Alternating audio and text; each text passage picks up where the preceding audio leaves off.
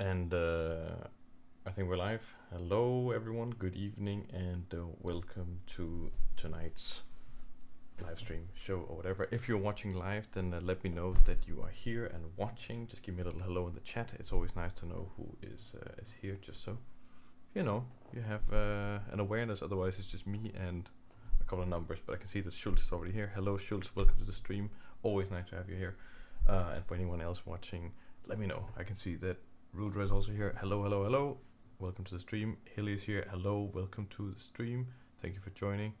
Remember me? Yes, I remember Rudra. Yes. Super Anak. Hello. Blixa. Hello, hello, hello, hello, everyone. Cool. If you are if you've never watched any of these live streams before, then the way it works is that we're gonna go on for at least 2 hours, and then I'm basically gonna do a little bit of work, and then it's gonna that's just what happens. I'm gonna do a little bit of work, and then you can ask questions along the way. You can just encourage you to chat, encourage you to watch along, do whatever you want as you're here. But tonight's stream is a little bit of a continuation of what was happening in the last stream, where we were doing some streams. Yes, I remember, Rudra. Yes. What is I have to be like do specifics.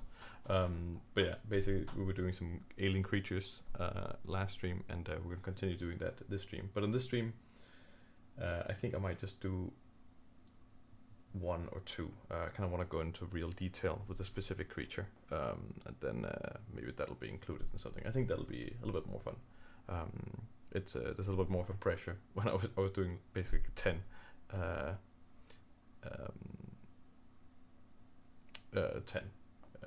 last time, and I kind of want to do something a little bit similar. Gabrielle Brasolin, ciao from Italy, ciao from Denmark. Schultz brought a friend today. No clue who the friend is. Maybe it's a Hinbabos or a kid. So that's awesome. Udrice, by the way, do you like? It's Anna K, not Anna. Anna K, Super N. Oh, Super Anna K. Oh, I see. Okay, well, Super Anna K. Oh, that's the friend. Nice. By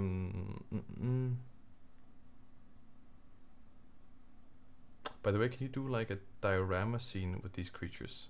A diorama scene? Do you mean like with an environment and then with stuff inside of it and stuff? But anarchy is a cool word. Super anarchy. There you go. I just woke up from a nap. Hello people, good evening for me. Hello Johnny. Hello Maggie, hello to everyone.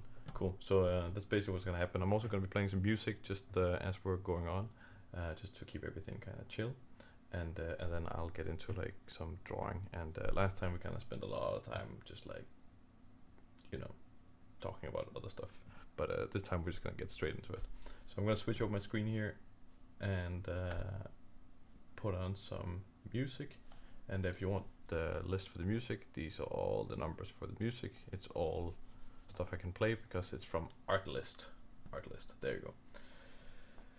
And we're gonna roll that. There we go. Can I hear anything? There we go. There's some stuff happening there. Nice. Like a castle with a dragon or something. Like just to render a nice diorama scene. I mean, it's just that's something that just takes a little bit longer to do. But it'd be surely it'd be fun to do. But it just takes a little bit longer. It's more of an illustration.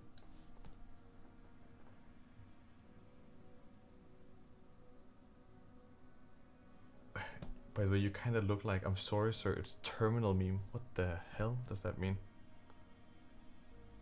I don't know what the meme is. Sorry sir, it's as in I am the terminal patient or what? Terminal.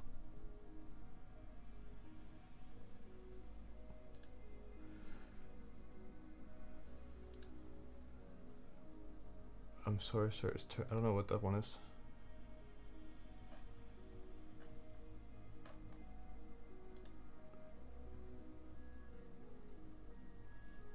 More work work on the greater trap jar, I hope.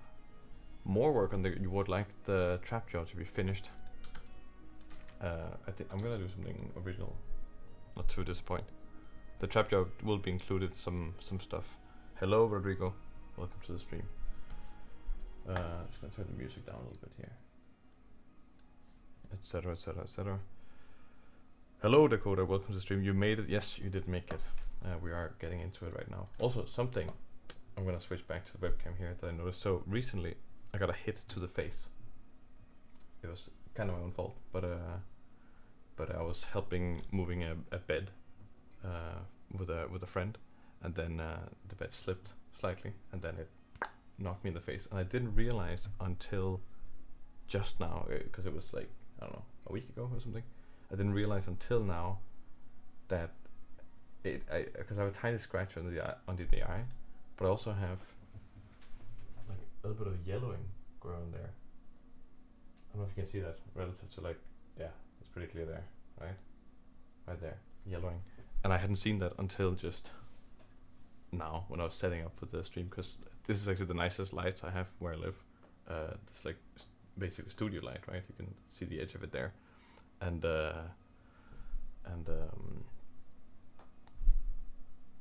yeah, etc. So I have a yellow mark in my face. I don't know why it's relevant, but now you know. Okay, creature stuff.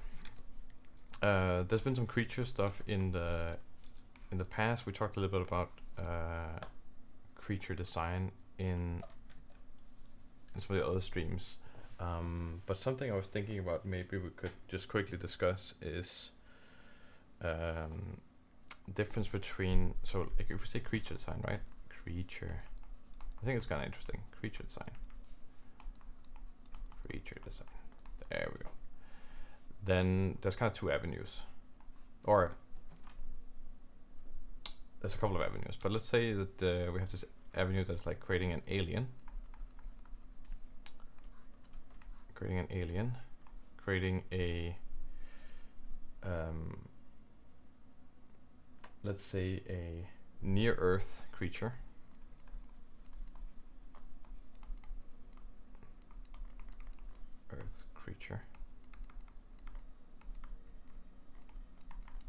Creature, and this one is going to be a monster. This is not exactly the definition that I use, like to separate creature design, but I think it has some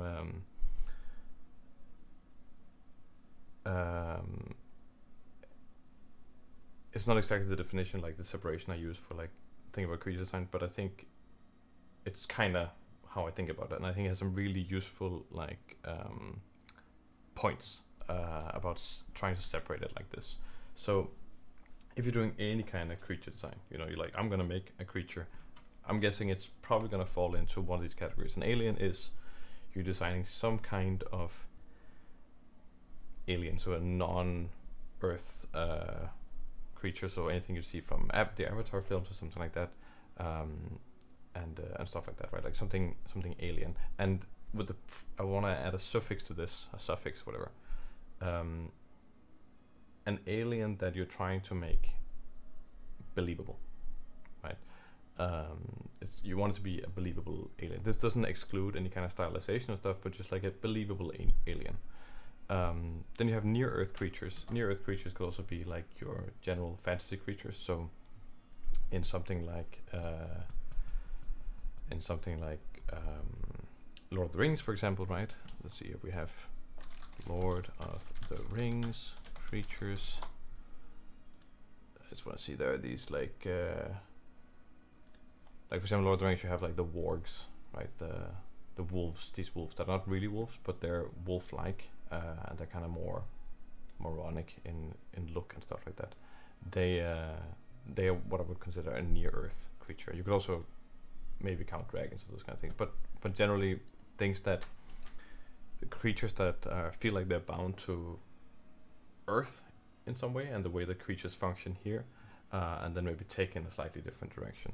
And then you have a monster. A monster is very different in that the purpose is very different. Like monsters are rarely supposed to feel like they are part of the world that we are in. They are there to kind of terrify and to be bizarre and to, you know, their function is very different than creating an alien or a near Earth. And don't get me wrong, an alien can be a scary thing, a near Earth creature can be a scary thing, and so on and so forth. But I think the way you think about designing stuff is different depending on these three. Okay. And I just want to quickly highlight why. So in my mind, at least, when I think about making an alien, then I'm like, okay, we have some foreign world, some foreign planet or something. Yeah, foreign world, like that. And on that planet, there's a certain ecosystem and a certain path that creatures develop, right? Maybe everything developed with a 6-limb body plan instead of kind of the 4 we have on Earth. Or, I mean, so all the, what is it called? Tetrapods, right? So things like us, reptiles, birds, those kind of things. Like we kind of have like the four-legged body plan, and 4-limbed body plan. And so maybe there's a different planet where it was different. And for example, in Avatar creatures or whatever, they tried to really do this thing where they were like, yeah, let's do 6 limbs on everything, and that's kind of how everything connects, you know. And then they also have this thing that all the creatures are connected by this AWA thing, and they can do the ponytail connection thingamajig. Pandora, hexapedal ecology, exactly, that kind of stuff. But then the really the pet peeve, right, is that the Avatar monkeys, then they have these guys, right?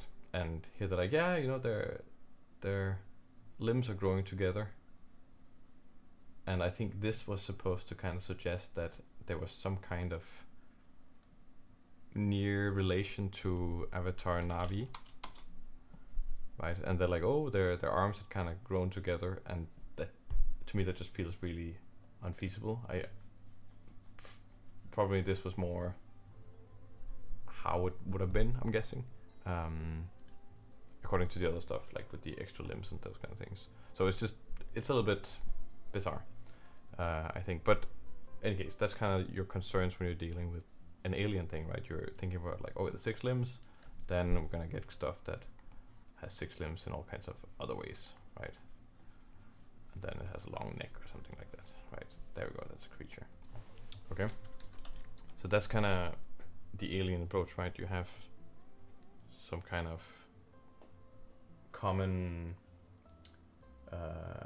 you set a common rule set, and then you develop variations upon that, and that's one way of thinking about it. Then you have these like near Earth ones. Near Earth, and this is not the best word for it, but it's just how I think about it. Near Earth. Near Earth stuff is like, ooh, I want to do like a rhino-like creature or something, but then I can literally think about what a rhino looks like, and then just morph it, and make it into something like slightly different. Oh, you know, I can do something like this, and it will very quickly begin looking like a prehistoric animal, and that's fine, right? But the point is that I'm just using like the knowledge of creatures on Earth to make something, you know. And then your task and your mindset is quite different, because you're really heavily referencing direct stuff, and you want things to feel like the stuff we have here, but just kind of different and kind of fantastical or something like that. I had this example, maybe I have one on my ArtStation actually. Just want to see here.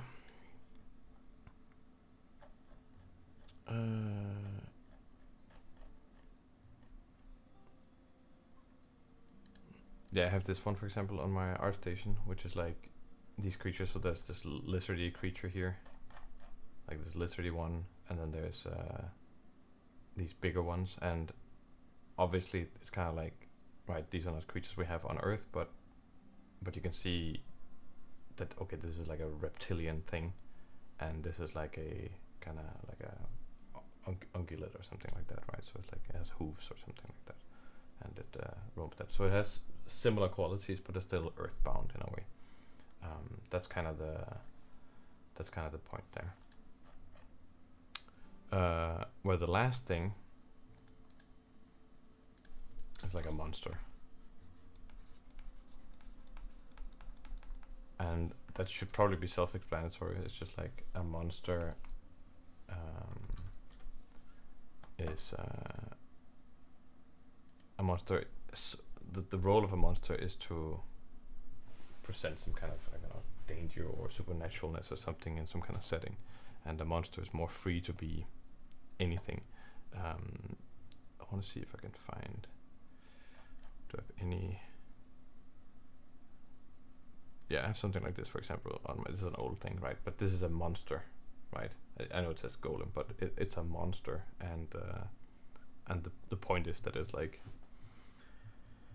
it's just supposed to be scary. You're not supposed to be like, oh, this is a creature that's part of this world and lives and has its own ecology and those kind of things. You're not supposed to believe it in that sense. It's just supposed to be scary or whatever, or something like that. Same thing with this thing here. This is even though it's a horse, it's the point of it is to be a monster. You know, it's quite flexible in that sense. But the way you think about it is different. And I just wanted to say that I think when you're designing creatures, most often what I see is that people design monsters, like 'cause they're just making a creature and then they're like, oh, this is a scary creature or something, versus making a creature that is like, you know, alive and can thrive in an ecosystem or something like that. So I think it's just the tip or the trick. The tip here is to try to think about them in those three different categories. When you're making something like, okay, actually, what is it I'm trying to achieve here? And then if you don't feel like you're managing, then maybe try to really identify which of those you're doing. It sounds kind of obvious, but it's just, for some reason, it isn't. At least I'm seeing a lot of alien design also, where it becomes monster design instead of alien design.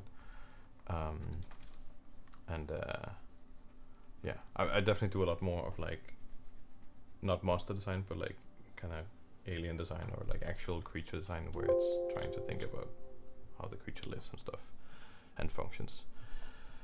There's some questions here. How on earth did the bed slip upwards? No, the bed slipped downwards. I was holding the bed, and then the bed, I let go of the bed for some reason, and it kind of fell onto my face like this, because we were carrying the bed from across the street. That's how that happened.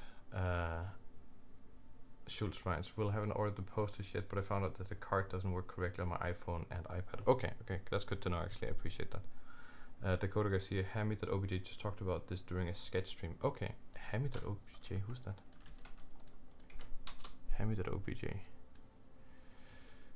You know these people that I just like, I don't know. Hammy.obj.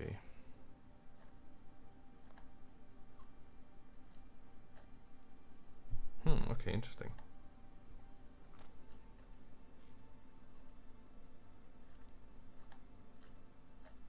Right, okay. Pandora, I wanted to ask, do you think that by the time you finish the Black Horizon project, some stuff might look outdated? Like maybe as time goes by, your drawing modeling style skills evolve and the older works no longer match the newer works perfectly. Hope that makes sense. Yeah.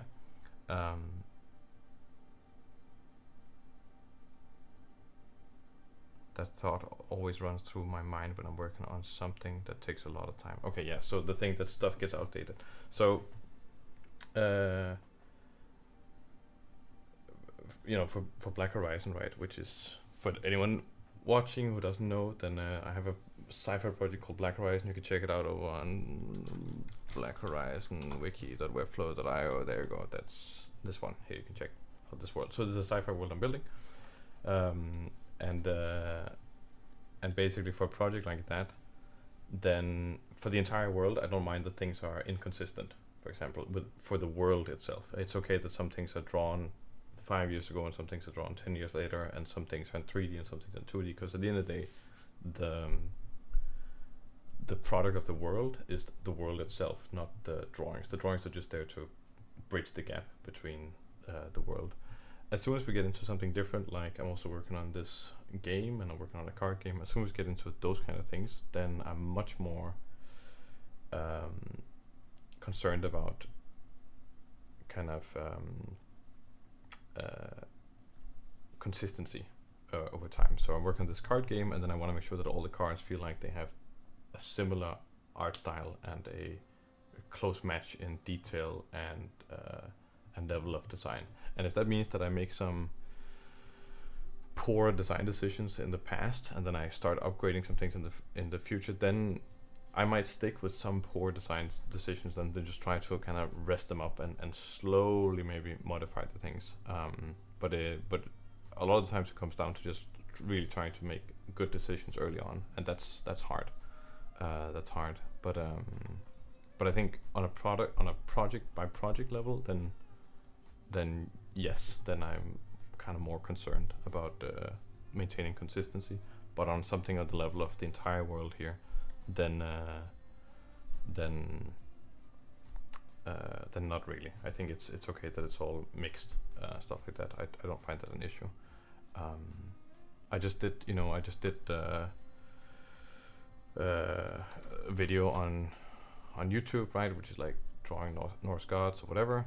There's also a post here on ArtStation, and these were actually drawn over a year, because I drew this one, this one, this one, this one, that one, this one, this one, and that one in the course of like 2 months, and then I took a big break, and I was like, no, I need to finish this project, and then I came back and did this one, and then this one, and this one, and it was actually pretty hard to get back into the style that I kind of already set for these guys. So there's kind of like that one project where I'm trying to make sure that the style is continuous, etc., etc., etc. So yeah, I hope that answers the question, Plexi, that you had about the style. Maggie asks, do you have a favorite creature design of mine? So a personal one of mine. Do I have or just in general, like one thing that I made or a thing that somebody else made? If you can clarify. But it's very interesting though. I will answer both probably, but I'm just gonna think about it. Then I'll read some questions here. Dakota writes, for my project, I wanted a fantasy creature, but my settings rooted in reality, so I came up with an extinction that forced mutations. Then had fun figuring which African fauna would fit which archetype. That sounds pretty cool. David has joined. Hey guys. Hey gay. Hey David. David Garasa. That's a cool last name. Garasa. Is that how you pronounced it? I don't know. Dakota Garcia. But was comfortably riding that alien animal line. Okay. Acid, don't like using that word for this. Consistency and art direction is what locks me up when I'm working on my IP, because my technique and workflows are incredibly inconsistent due to the technical. Right. Yeah. It's an interesting thing. I'm still thinking about this thing that Maggie asked about. Favorite creature design.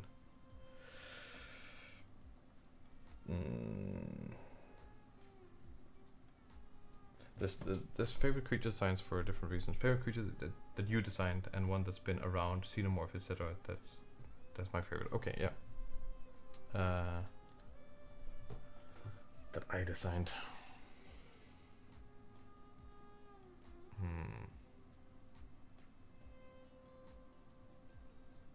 I don't know. I don't think I've made it yet. But so far.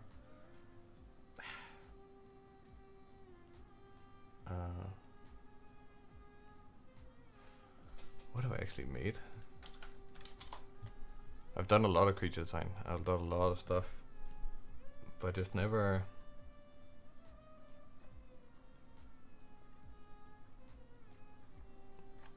I just never really pulled through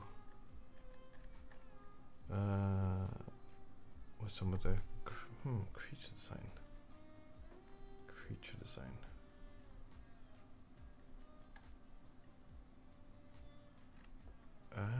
Let me see. Maybe I have something here that I quite liked. Okay, so I did this one creature a long time ago that I thought was really cool. I'm gonna redraw it for you because that's how much I like the creature design. Is that that I think the idea of it just really encompasses what I like about it, and I think I have an original drawing of it somewhere. Wait. This is like finding old stuff. I'm just gonna have to go on my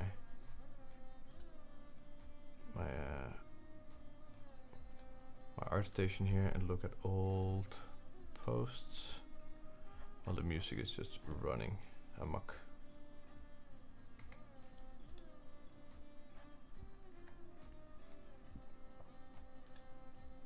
Okay, I'll show you here it. I actually made this for a competition, just a friendly competition at when I was in school still, but I still quite like it. This is quite old, but I really like it. It's one of my favorite things. This is from 2017 or something. Let's see here, is that, there we go. So this is a dragon. Schultz, you cannot Hinderboses here. So this is a dragon, right? And this dragon has quite a unique shape. It looks like this. It looks very floaty, and it's almost a little bit kind of weasel-like. I'm imagining it to be maybe 5 meters long or something. And then the idea for me was that it would fly by actually spitting electricity or creating an electric field underneath its stomach, and then that would create like a heated air current underneath its body, and then it could kind of float. Because I've seen these snakes at some point that can kind of skim through the air by flattening their bodies, and I thought that was really cool. And I thought it'd be cool to make a Chinese dragon kind of thing, or an Asian dragon that doesn't have wings but can still kind of fly. So I was imagining something like this, where it kind of has that body type, and then when it flies, you know, it kind of has that thing of,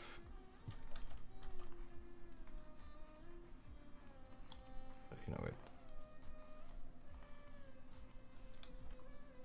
How did it even look? It looks like this.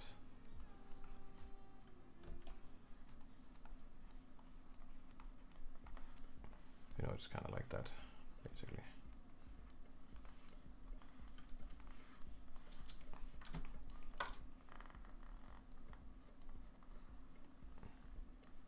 It's a little bit salamander-y in a way, also.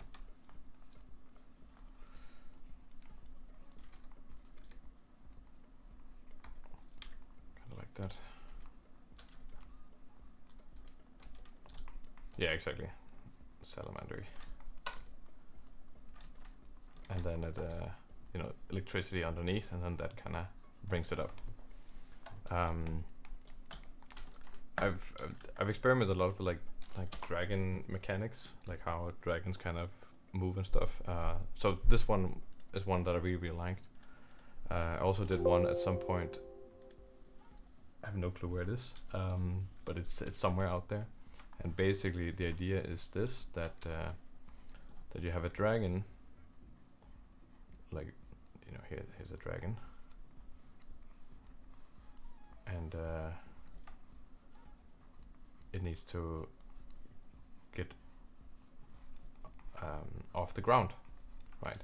The problem is that, and this is actually really interesting, like biomechanically, right? Then birds will probably never grow bigger than pterosaurs.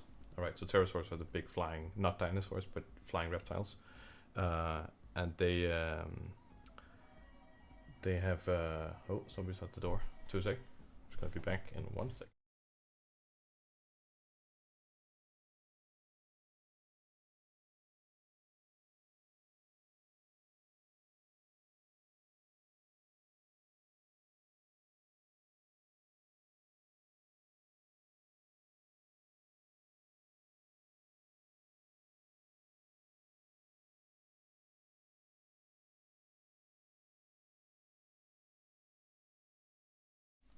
Okay, I'm back. Sorry. So biomechanically, right? You have pterosaurs. Give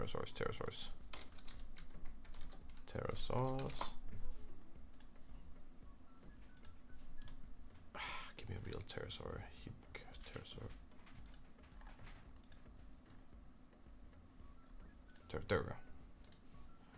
Pterosaurs. These ones, these guys. So yeah, some of them grew this big. These, I think it's a Quetzalcoatlus or something. That's what it's called, and it's as tall as a giraffe, but this thing can fly, right?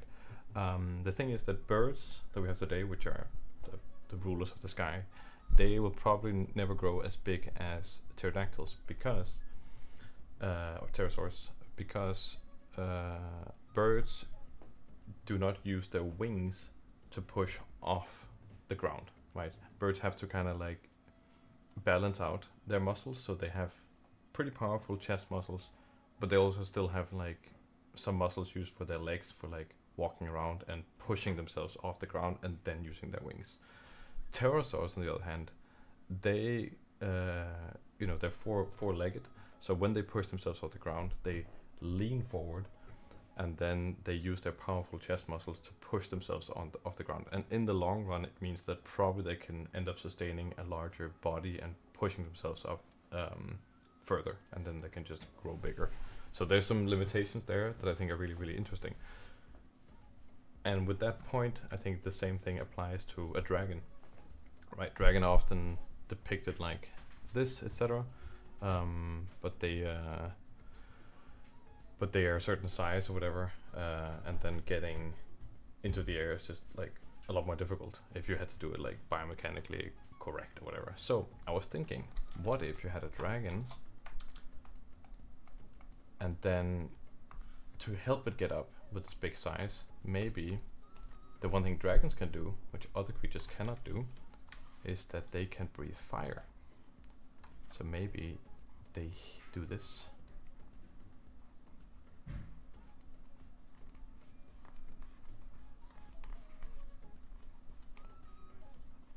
There, maybe they breathe fire onto the ground and heat up the ground, and then now this earth is warm, and you know what happens when air is warm? It rises. So potentially now the dragon could use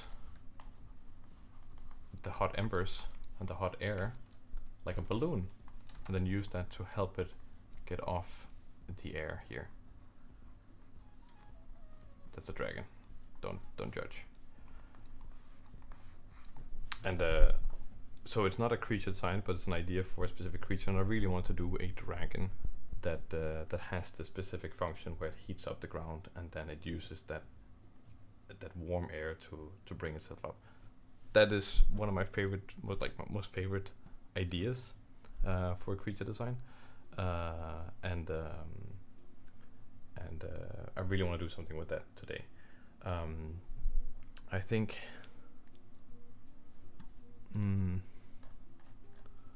might have some other stuff, but I'm wondering like of creatures that are out there in the world that are like, oh, this one is really cool.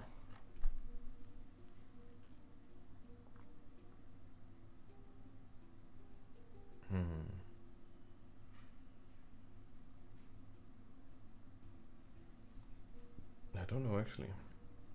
It's kind of a hard one for some reason.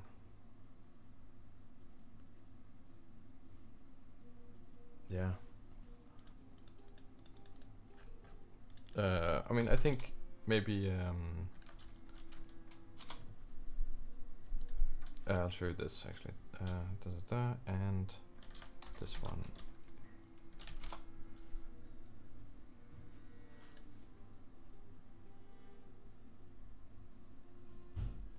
So there's Ostrovsky, Alexander Ostrovsky. He's just great. I think once again a dragon. That the thing he did here for this dragon is super awesome. This is one of my favorite things of all the creature designs out there. This is just brilliant. I also really like this thing here. It's like a take on the Midgard serpent, but like a realistic take on it. And then there's also Is this the one that has the griffins?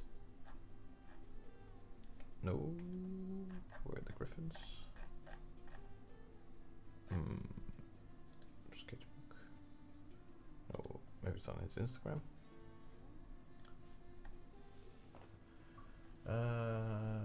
He had some griffins at some point that I really liked. These ones here. I really like this design. I think it's a very good design, like realistic griffins. These are very cool. And then there's some stuff that Alex Rice has that I also quite like. I think it's just his whole ecosystem approach is really cool, and then I really like these ones, like the kind of the attention to like how this stuff specifically works and how that was developed and how it grabs stuff like this, and then yeah, this is quite nice. I really like this specific thing. Yeah, that's what I'm gonna say about that, I guess. I hope that was insightful there. Cool. Was there anything in the chat here? My favorite has recently become the Ahamkara from Destiny. Pound for pound, the best dragon conceptualized, a metaphysical dragon that is a dragon in a design and context, literally being a penultimate. Literally being a problem. Don't know what that one is.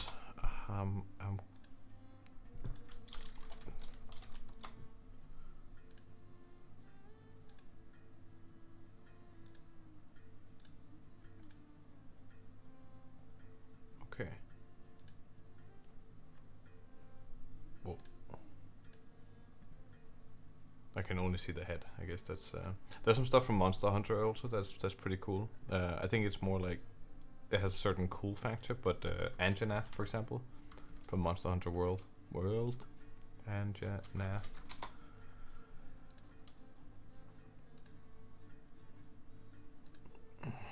Anjanath, like this one, it's quite nice. It's quite a good design.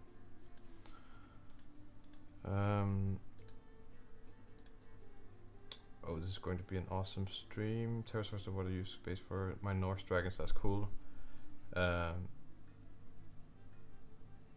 Any tips for making hands on a 3D model in Blender? Like I do. Like, do I make the hands separately then attach it to the full body sculpt? I usually do that. I think with anything a little bit complex where remeshing can fuck it up, then just make it separately. Maggie, he's actually one of my favorite artists. I don't know if it's Alex Rice or Ostolovsky you're talking about, but both of them are awesome. So upset their book didn't fund. Oh yeah, the Ostolovsky one. That would have been awesome. What was the other artist's name? So there is. I mean, you can go back in the stream and see the URL.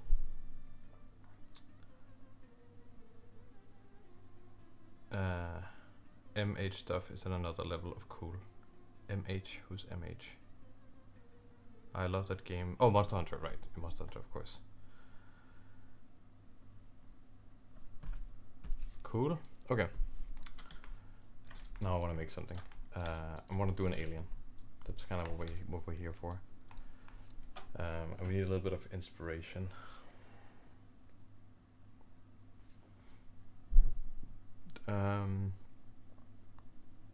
I'm kind of thinking. Well, the dragon thing was kind of cool though. We could. No, I don't want to do that right now. It is cool, but I kind of want to just take the time. We're gonna do an alien. We're gonna do an alien.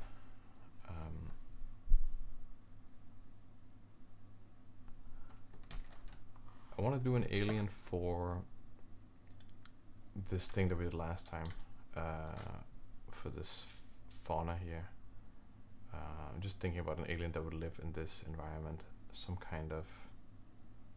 Maybe I could redesign this big thing here. Some kind of. We could do something that's flying.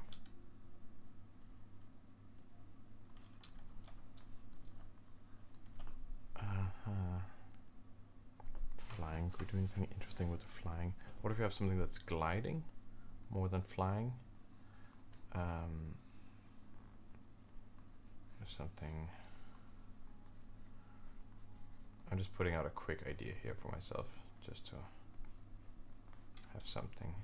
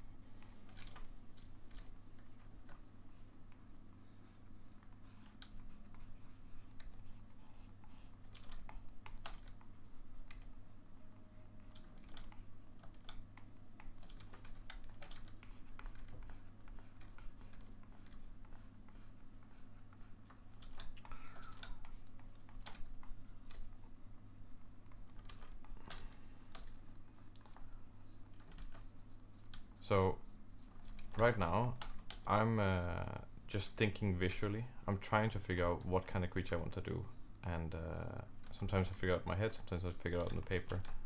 But I'm just kind of looking at this creature now, and then I'm just thinking gliding, and then immediately I go to things like seagulls and things like that that just kind of glide. Maybe it's more like a plane. That would be kind of interesting. It's a very big gliding thing. And this all will depend on the atmosphere and stuff. Something I really like about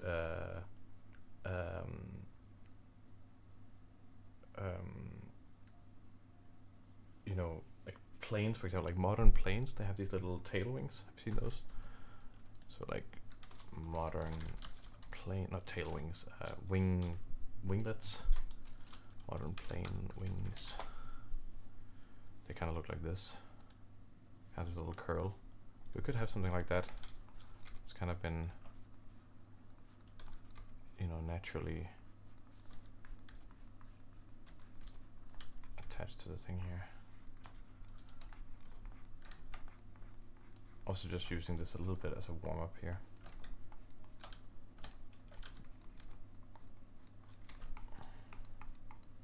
We have this head.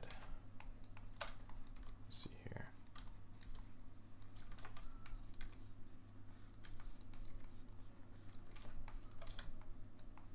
The question is, does it have arms? Let's see these things here. Would the wings have come from arms, or maybe they would have been like a shell thing? Yeah, maybe they're more like hard than they have legs. So there's some kind of legs that sit here. Kind of arms that sit. How would it actually?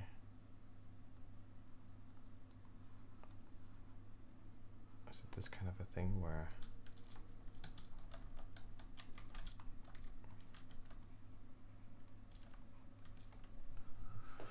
What could be a different usage for the arms, if not to be arms?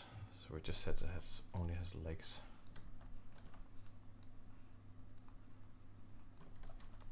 Maybe the legs are actually sitting in front here.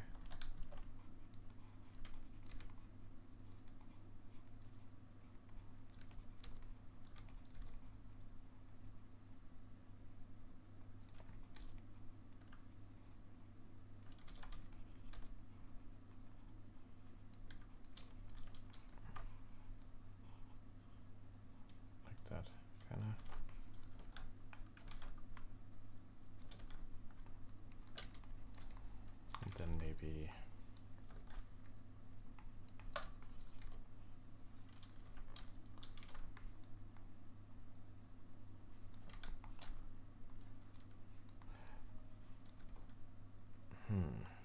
actually.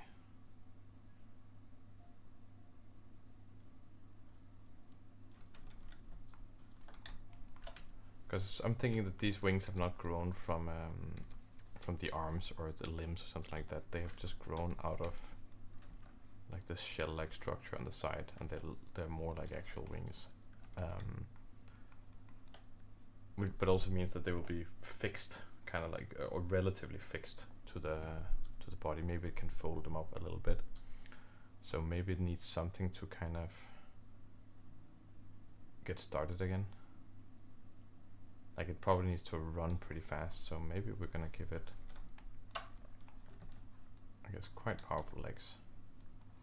That seems like a good trade-off. But then it just essentially just becomes like a dragon, right?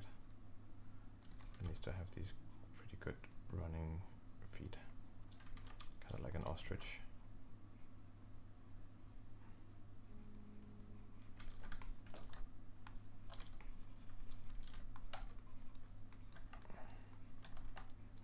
Maybe out here we can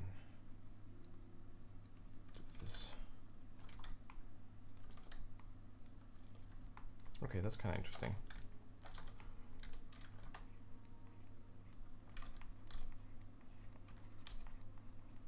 And then it kind of needs to follow this kind of like a pattern for how the head was grown. So I'm thinking something like that, in terms of shell structure, and then got that kind of a thing going on there.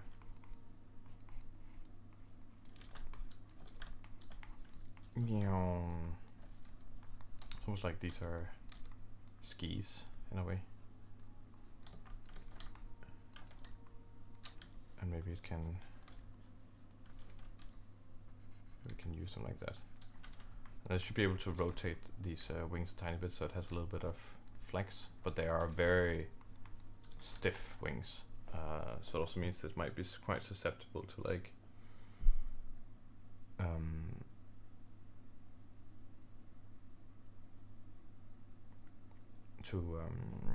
winds, you know, because it can't move them that much. So it's definitely like a big glider in that sense.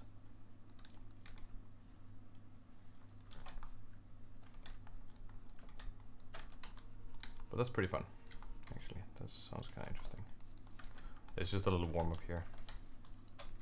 Maybe we can even open its mouth.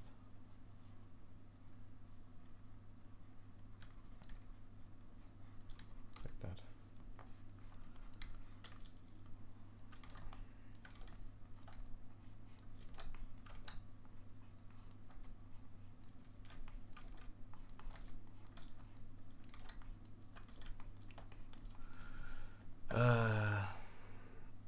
Are there some comments here? Things that would you say a good idea to get more into creature design is drawing a lot of real life creatures? I mean, yeah. I mean, drawing creatures is never a bad thing, especially for building up that shape library.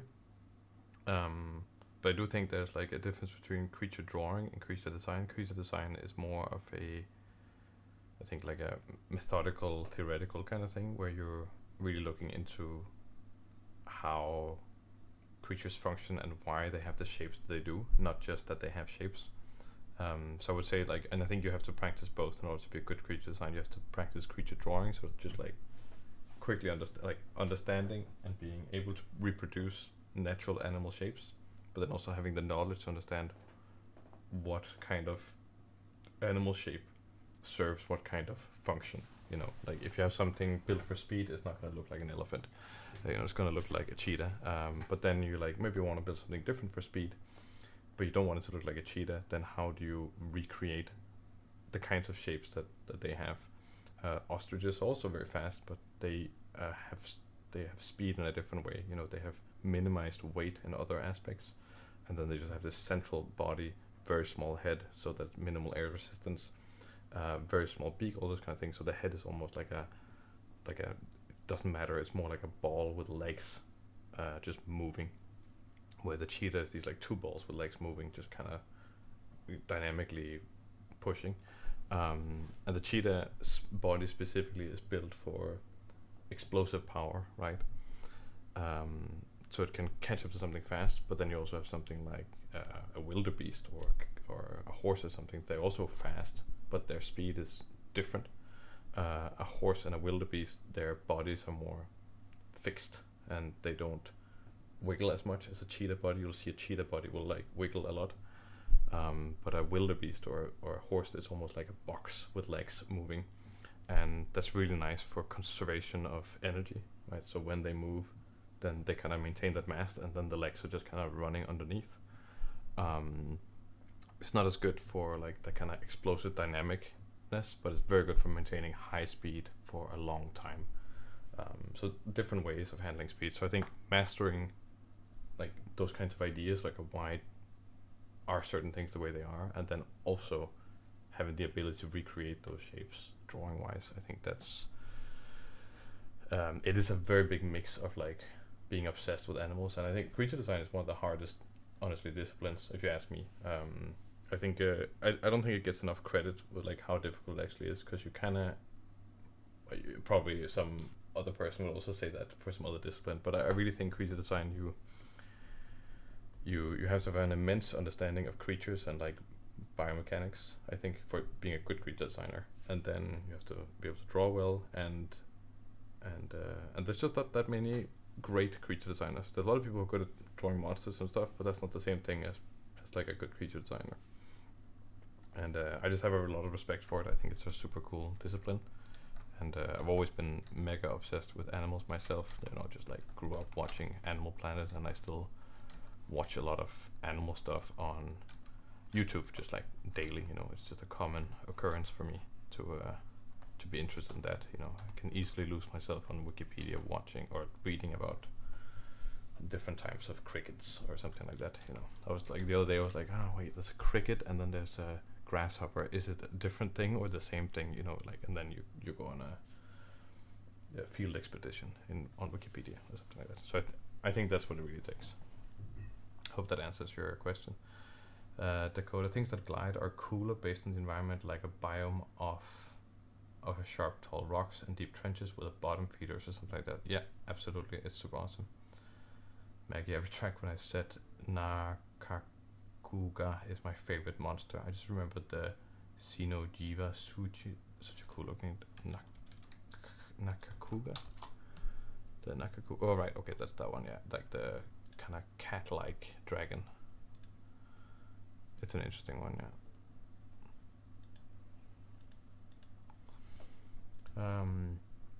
Alex approached the D&D silver dragons just being a massive glider species that lives its whole life in the clouds. I thought that was cool. It's super cool.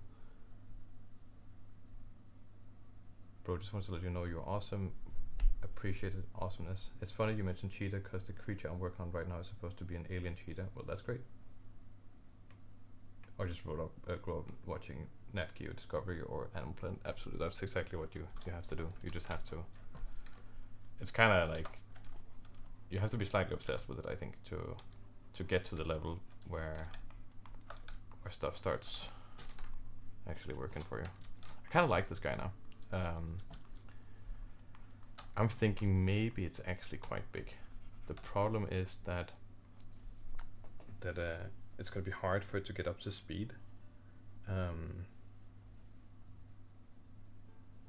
maybe it's just going to use these legs to run, and then the wings will slowly kind of catch that wind, and then it's very bound by the wind. I think it has to rely a lot on the currents that are there, but I'm thinking because of its simplicity in its design, it can probably grow quite big. So maybe it just lives like that, where maybe a person is like this big or something like that. So it's kind of like a dragon essentially, like that. Let's see here if we can give it a little bit of quick color here. I also decided to just like see if I can release my brushes on my store. I think I'm just gonna release them for free, Then if anyone wants to have those ones, I can do that. Can even do it like after the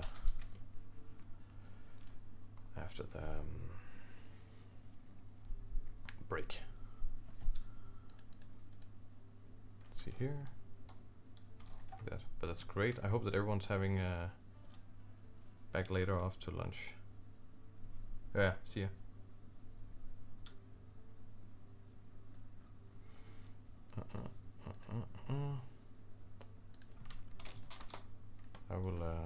I'll try to get people those brushes.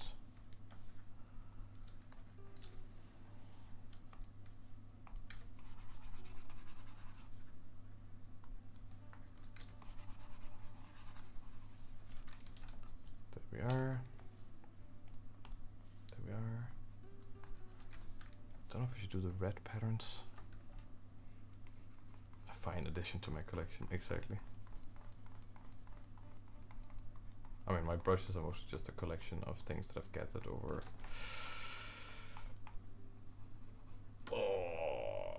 10 years. I think that's probably fair to say, 10 years.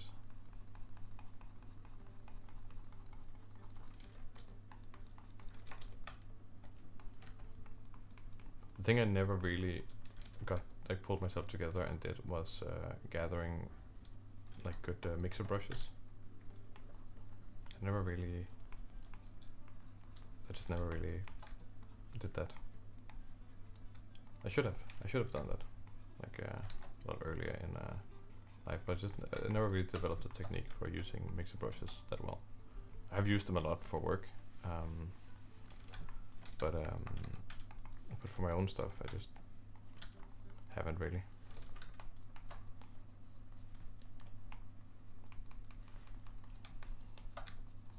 Okay, it's definitely the warm-up creature. Not that it's bad. I quite like it. I think it has interest for sure.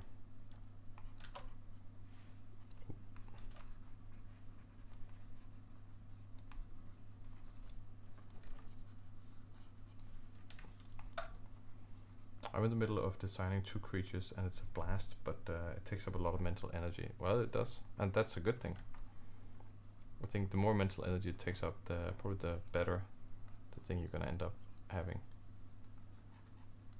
You know, until you meet someone who's just like really good at doing it, and then they just do it in 5 seconds, so you're like, damn it. You know, but they're also just really good at doing it. I'm not saying you're not good at doing it. You might also be very good at doing it, but you know what I mean. It can be awful. Here we got this thing, nice.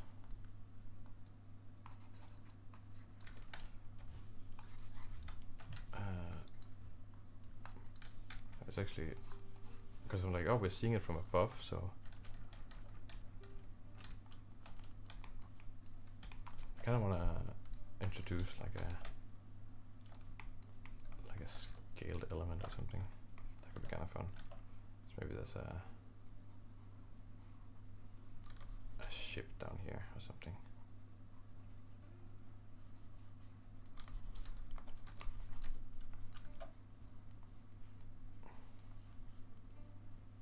Maybe like a weird thing like this.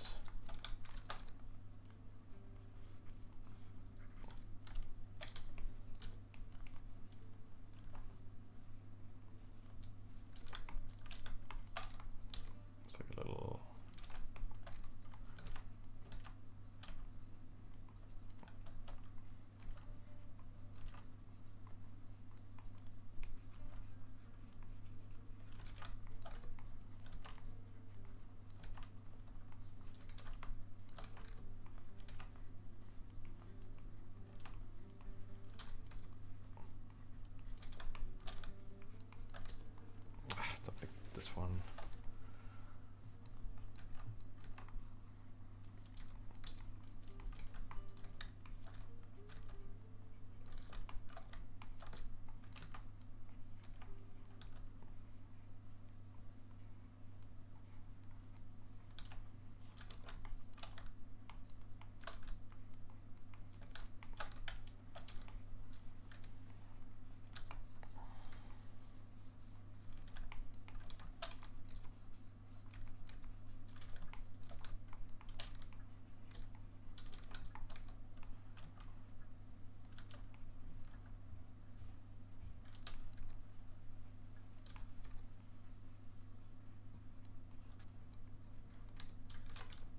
more floating actually.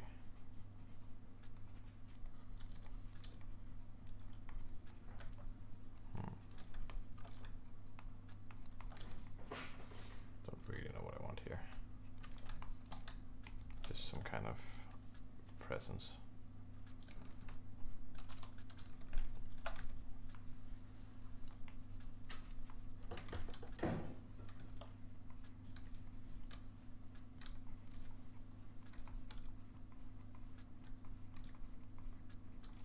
That. Like that.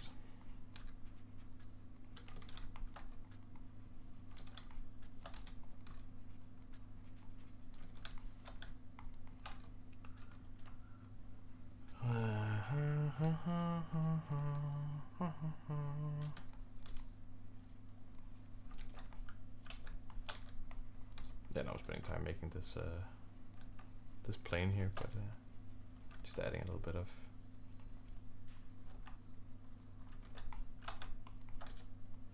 life to the scene, I guess.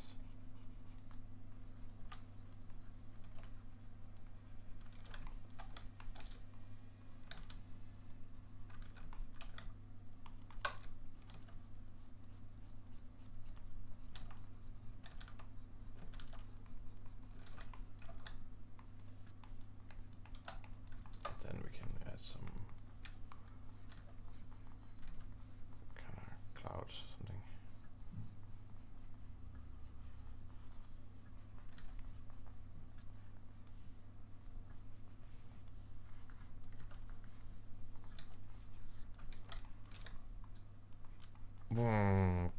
And then it could be like. Then we need a name for this guy.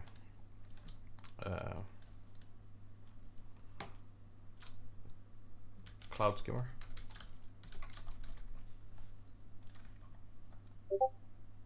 There we go. Cloud skimmer. Nice. Okay, there's a creature there. I'm just gonna take a 5-minute break and then we'll come back and then we'll really do a nice creature with some real some kind of functionality here. So see you all in 5 minutes.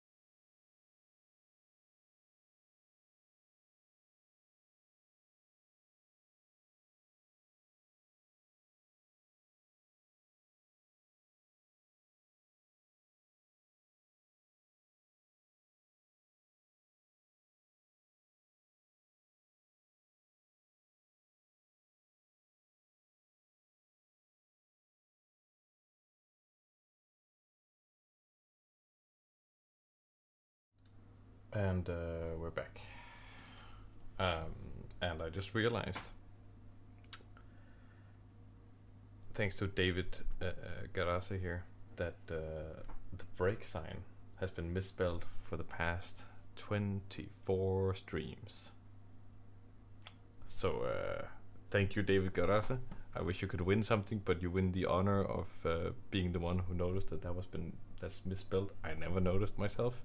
There's music. It's just not that loud. So I'm gonna fix that somehow. I'm gonna fix that. Stream.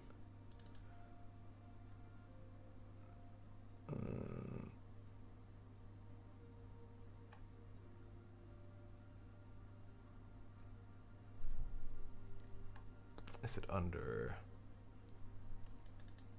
frame? No. Is it under master?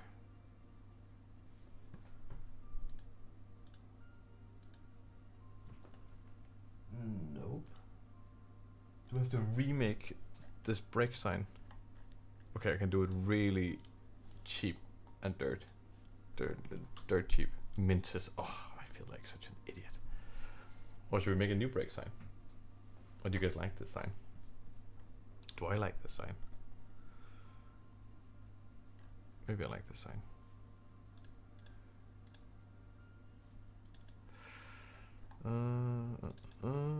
Just gonna see if I can find a picture to use here.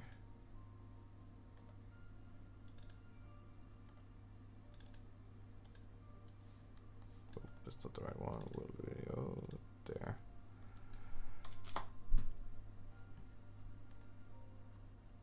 Let's get a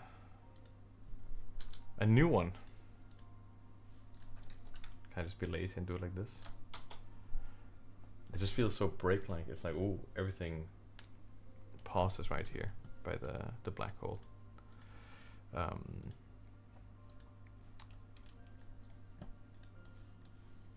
I'll do the lazy one right now. I'm so sorry.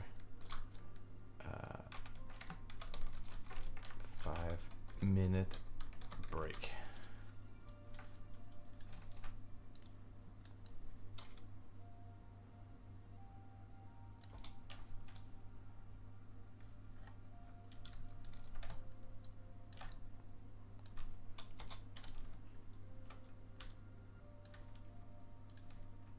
Or back in 5 minutes.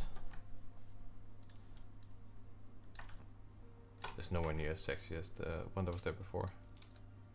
But you know what?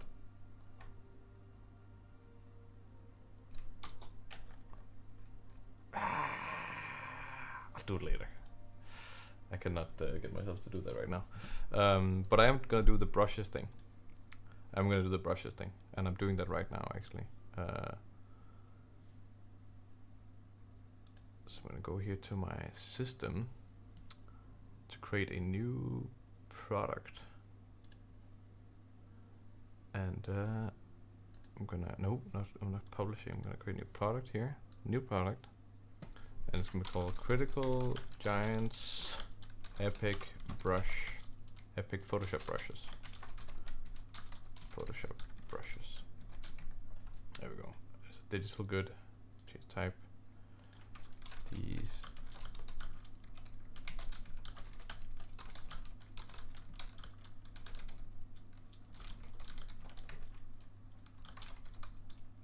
There we go. And we're gonna pick a category. It's gonna be assets, I guess. And we're gonna give them a link. And I need to upload the brushes. There we go. And I'm gonna share these brushes here. Copy link. Yes. There. Giants Epic Photoshop brushes. Yeah, there we go. And then I need some kind of thumbnail for these brushes. What's a good thumbnail for these brushes? if I create a new thumbnail here, I'll do 2000 by 2000, and then we'll do some cool. What should be the? Is this a good one for as a thumbnail for brushes? Is that how it is? What should be the thumbnail? I want to have some kind of drawing for the thing. Maybe I have a thing that's nice on my profile here. Did I do anything that was? No, it's all ugly. Everything. Oh, I'll do this one. This one's kind of fun. This one's pretty fun. There we go.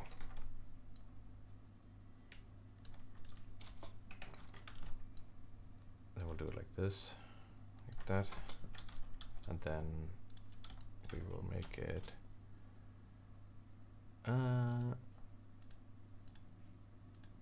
Yeah, I'm doing a thumbnail right now for brushes. This, I don't know. It's just that's just what's happening right now.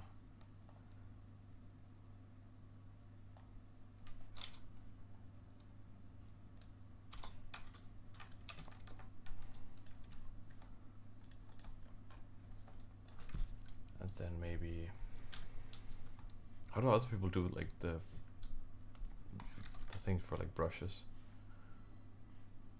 I have some brushes here. I have like these brushes here.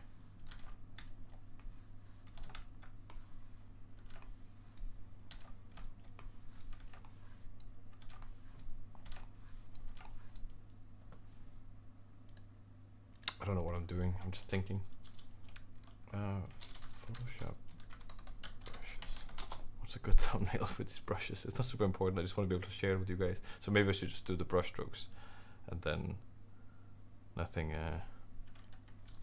too fancy. But I kind of want to have something there. Maybe we'll do half and half. Like this. And then I'll be like that.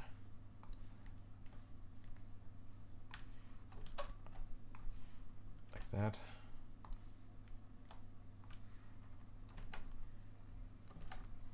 Like that.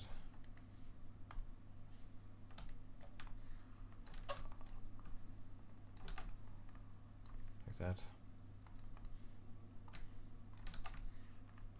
that.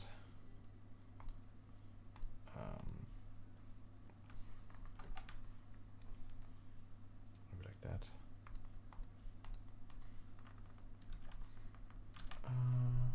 Maybe this one is more. Or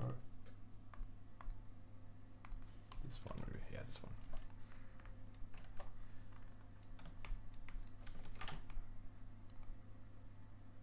Cool. And then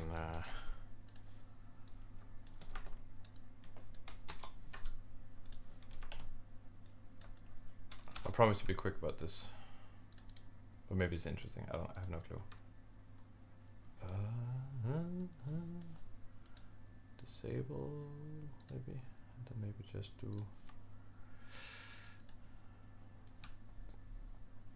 Is that how I should do it? Whoop. It's Daisy.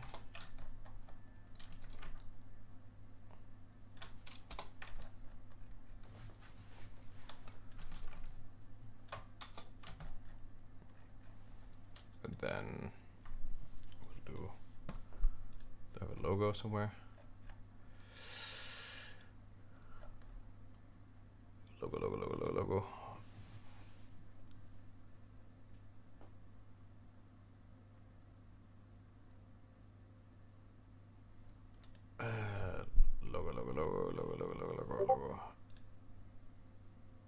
Also, if you want to post something for feedback, I can't guarantee feedback, but you can put it in the share work hashtag share work on Discord. That one is it's a good place to put stuff. Do I have a logo internal maybe?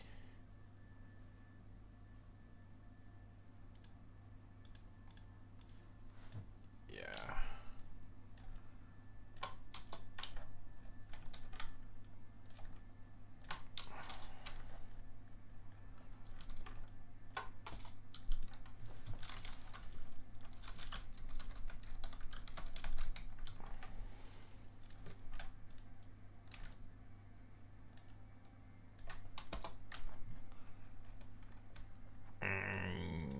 What if this was rasterized layer? What if this was black instead? And then these guys were white instead.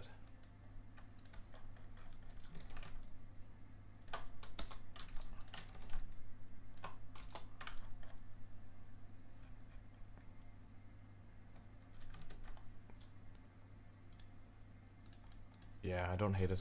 I don't hate it. I don't hate it.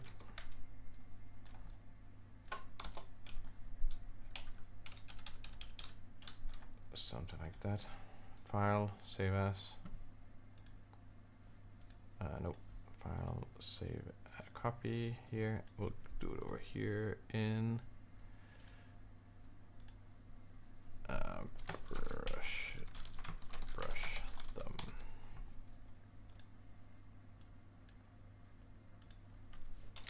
Okay. And then I'll upload the thumbnail. Brush thumb. There we go. Probably also needs a brush thumb. And it's gonna be free.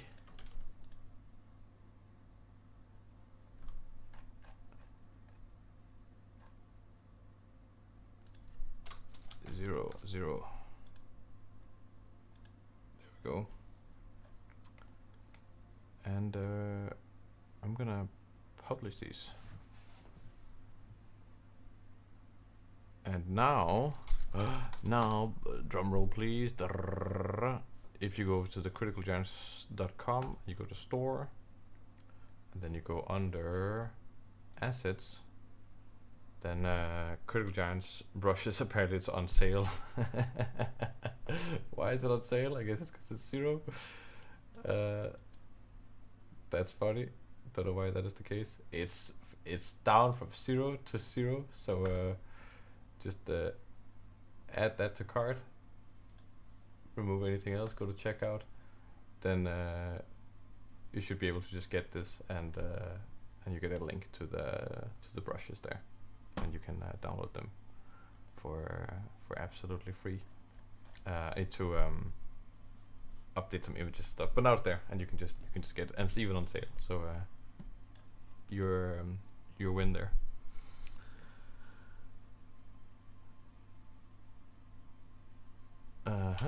Cool. Okay. Yeah, I can see lots of people had some suggestions there. I was just going a little bit quick, but hopefully that'll do it. I'll just remove these for now here, and let's get back to this one. I'm gonna save this one for Schultz.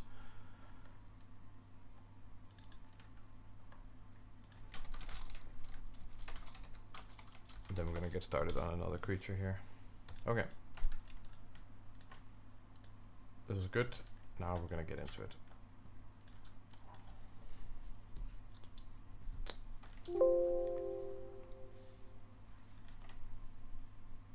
You got the brushes, awesome. So yeah, the brushes are like this. These are the brushes, and I, depending on what I do, I use a little bit of everything. I definitely have some I use more than others. And you can see I even have a duplicate of 2 brushes here, and that's just because I use it so much. But typically when I sketch, I take something like this or like this, and then I sketch everything out with that. It's nice because it just allows me to be very big and suggestive. And then if I want to clean something up with a line, then I usually grab this 5 here, and then do the line with that.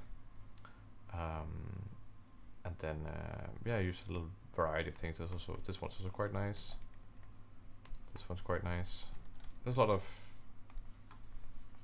little also utility brushes here and there for doing all kinds of things. Let's see. I want to do a creature here with some kind of functionality.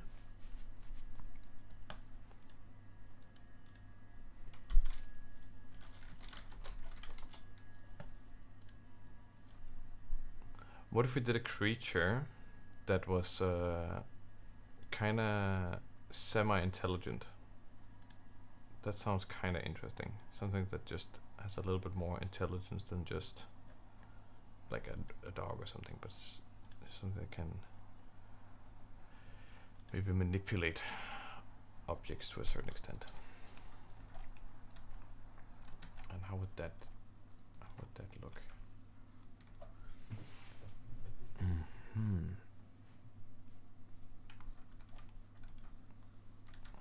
What's this like big kind of head-like thing? And then it has these kind of maybe I guess squid-like tentacles, but maybe they're not tentacles, maybe they're more something different, but I'm just gonna roll with it right now, see what we get. Something we can use to manipulate stuff with.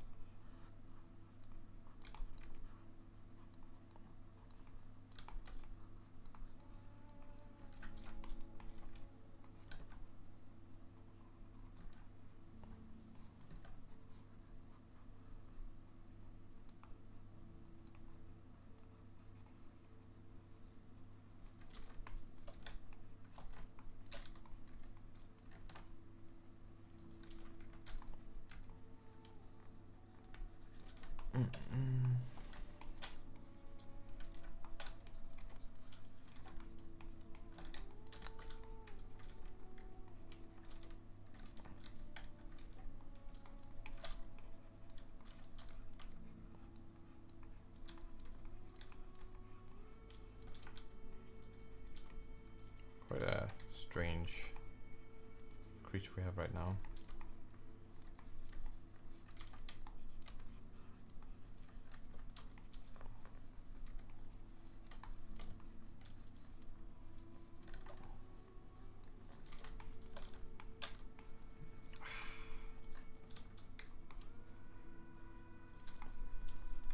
Not sure about.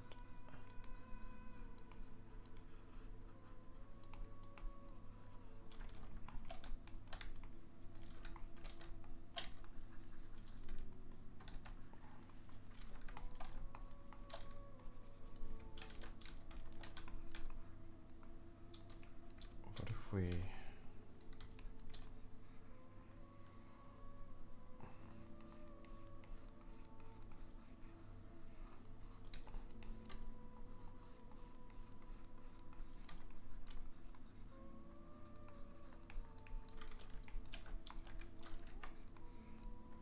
and it has another one also. And these are kind of like flexible and maybe a little bit like an elephant's trunk. They can manipulate stuff with them, and it kind of has two of them.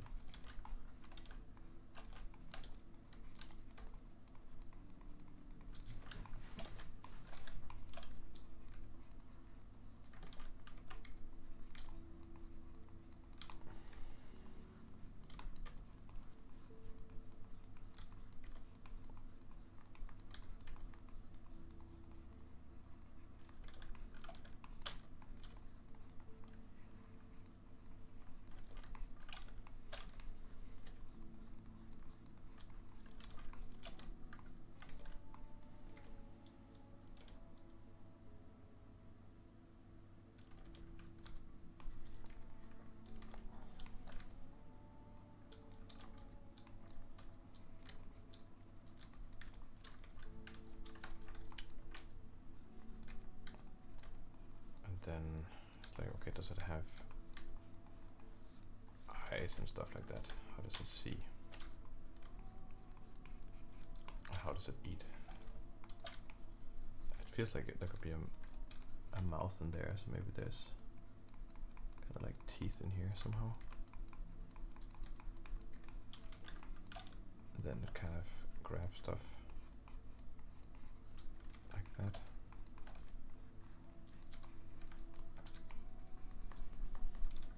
Yeah, I kind of like this whole head structure here. I think that works quite nicely. Just want to make sure that I have eyes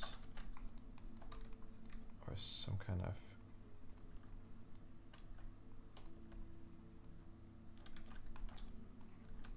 pattern, at least for eyes here, like that.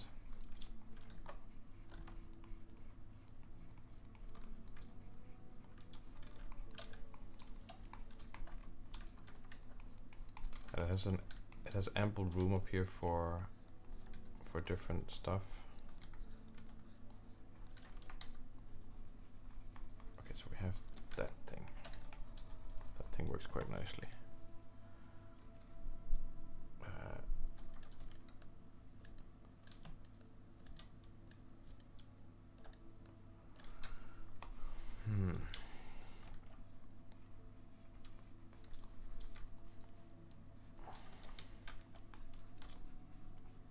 Let's see, maybe.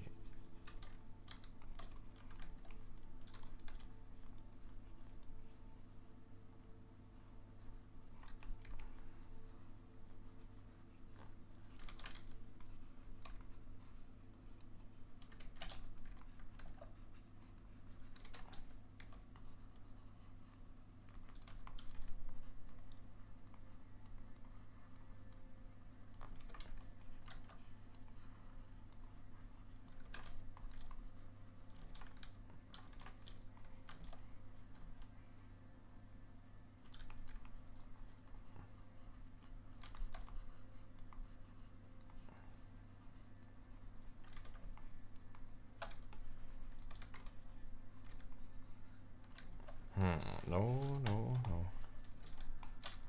I do like the head structure here, but I'm not sure what the body is really, or how the locomotion is gonna work.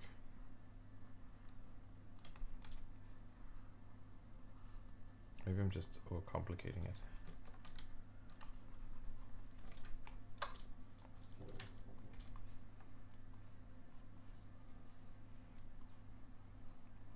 Like that.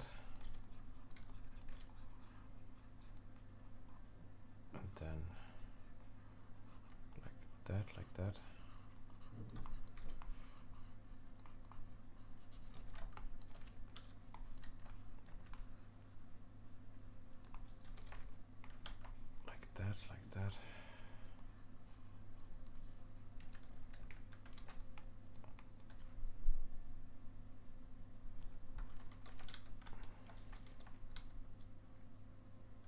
Kind of my idea right now is that the head can basically do like this or something. So maybe if I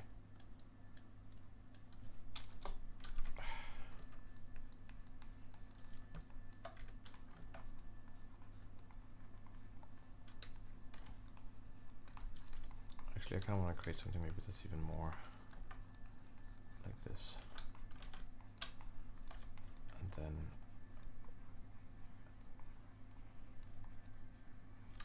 it's almost like a bipedal mech in a way.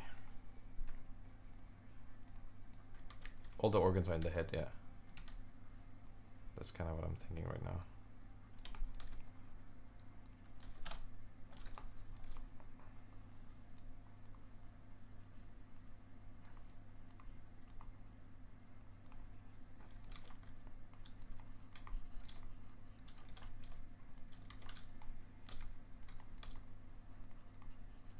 Something like that, maybe.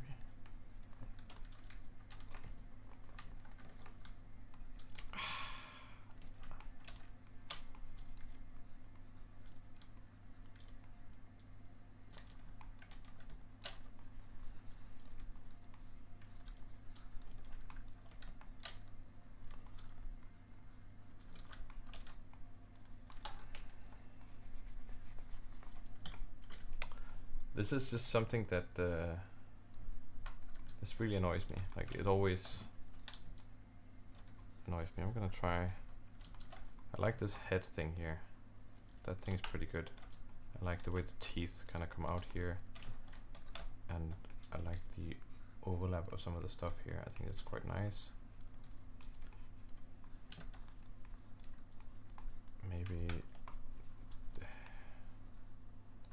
head shape was just wrong.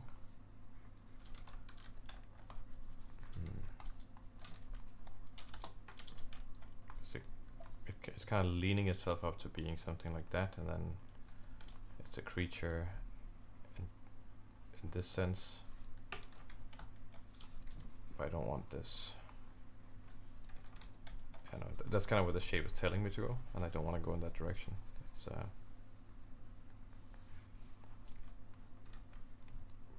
but maybe I can have something where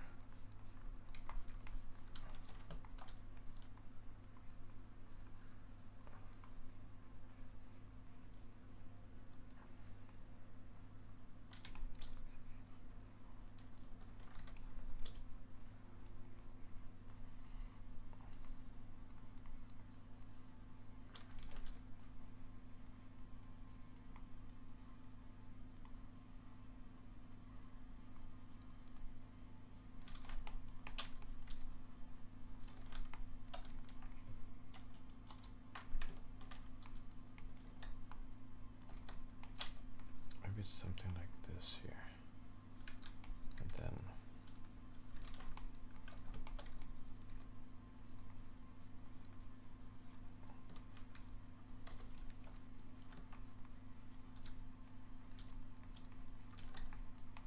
yeah, I think it's something like this.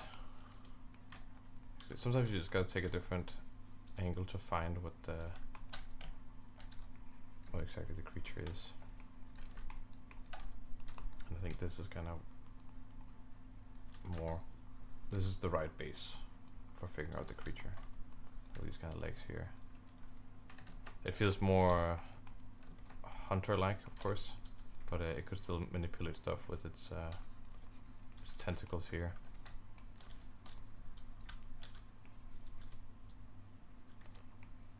And then it's kind of something like that.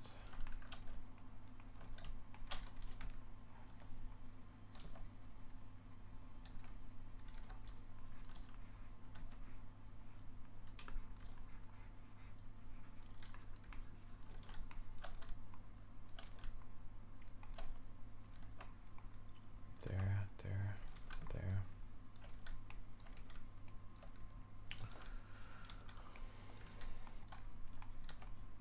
And yeah, it could have a tail, of course, like a dinosaur, but I don't like that.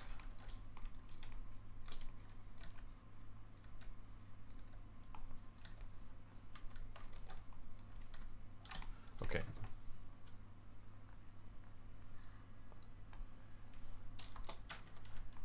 I want to see this from the side a little bit here, so I understand what's kind of going on. Now that I have this creature, so it can do something with its mouth, where these tentacles, they kind of, maybe the whole mouth kind of sits inside this thing. Then, oh, it's a little bit like a nautilus.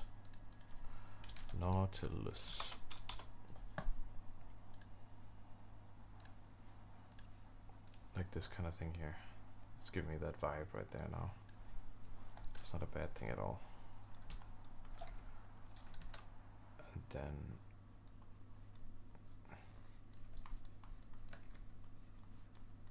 maybe it's more like that. Then it kind of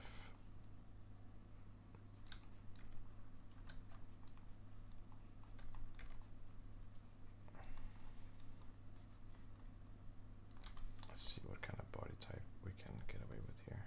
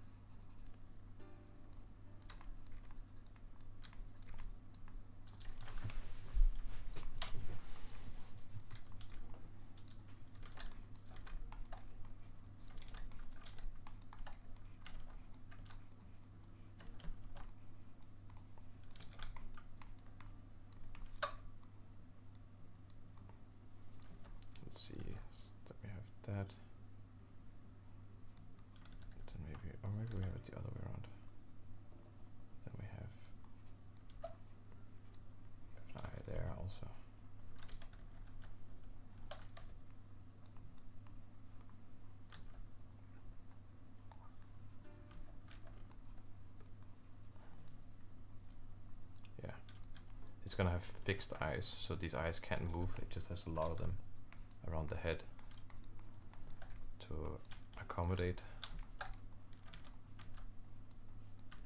the vision.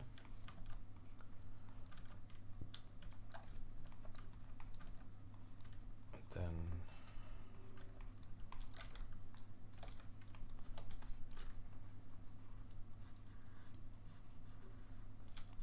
it's gonna have the legs here.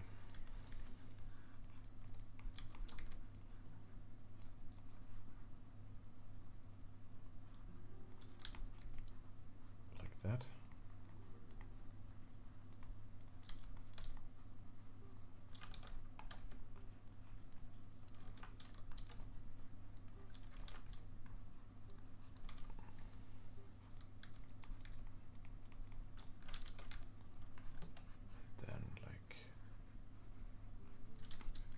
That.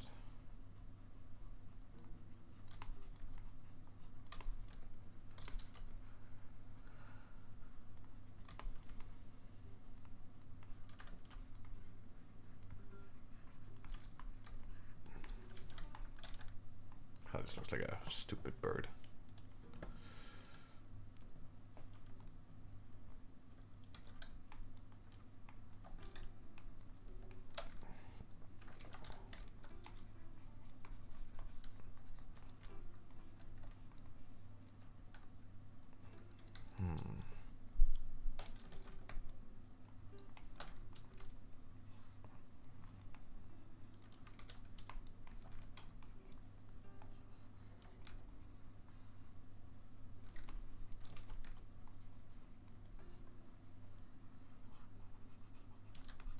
What if I instead just do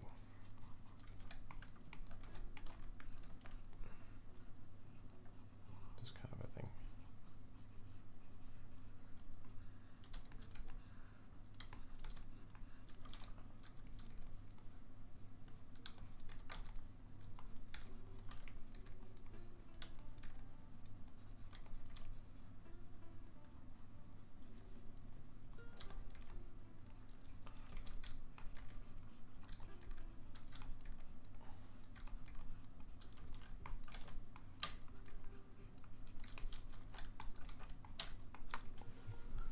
Is it rideable? I guess it looks like it's kind of rideable. I want it to be intelligent, but I think we're straying away from that thing.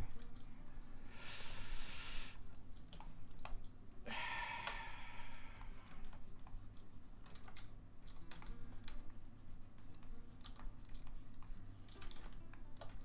has this head thing, then maybe.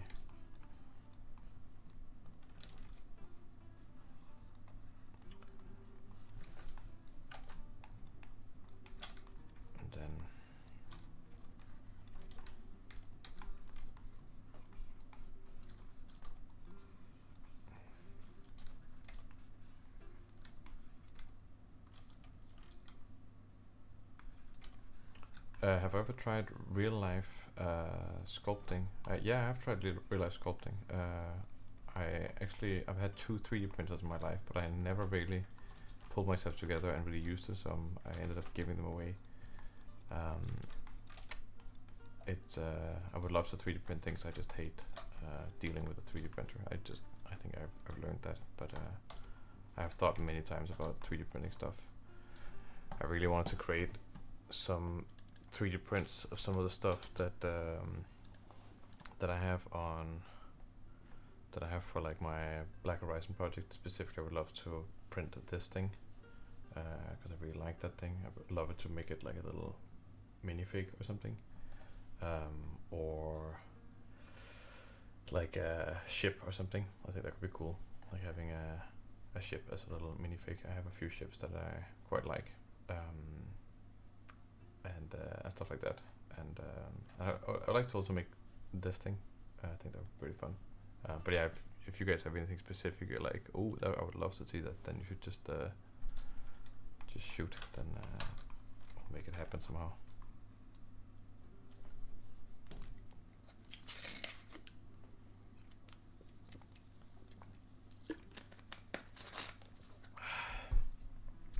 really liking with this this thing here. Sorry, excuse me. I need a little bit of inspiration from something.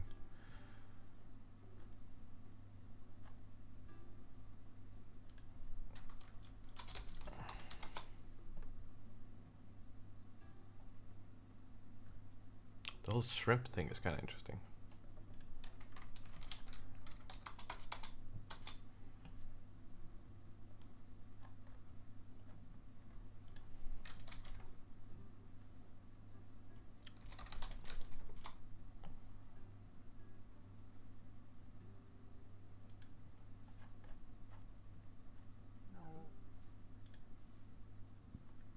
Crab's also interesting.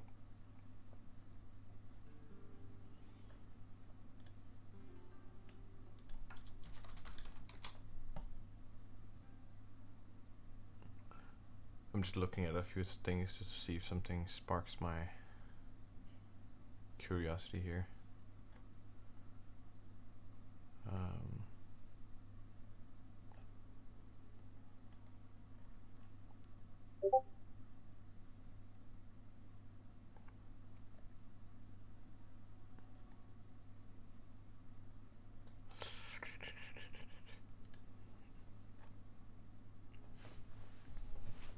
Maybe we'll do something with the shell. Maybe that's cool, like the Nautilus thing, and then. Okay, you know what would be cool? I saw this video, so I'm gonna keep this head, but I wanna just think about it in a different way. I'm gonna think about it more like a Nautilus. So we have this head thing here, where we have these things that come out, and then they slowly turn into like teeth here. There are also teeth here, like this here. These could be used to kind of manipulate stuff. So there's some kind of slightly bizarre transition zone there.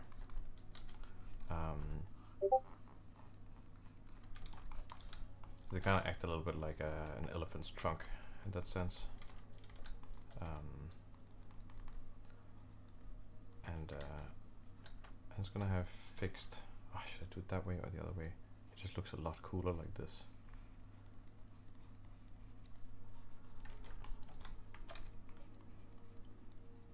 Okay, we'll just do. Maybe we'll just do one extra eye. Or something like that.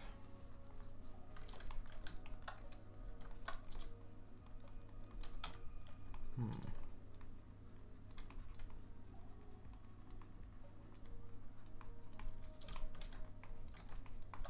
we go.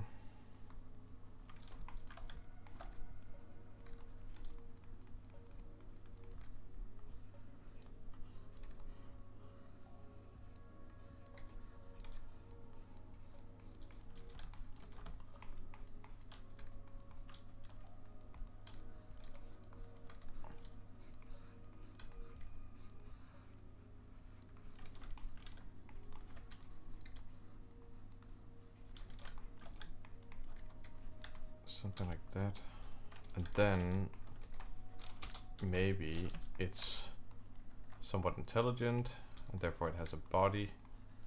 Maybe this is actually just a sea animal. That just makes the whole thing a little bit easier. Like that, and then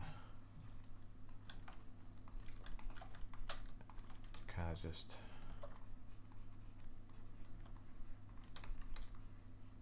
exists like this, maybe.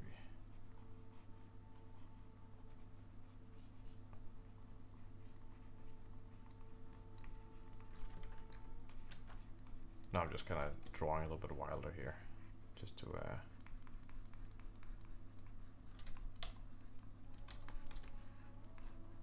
get something. Okay, like that.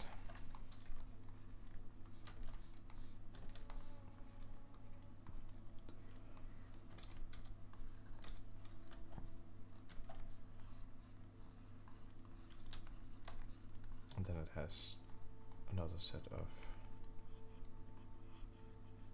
maybe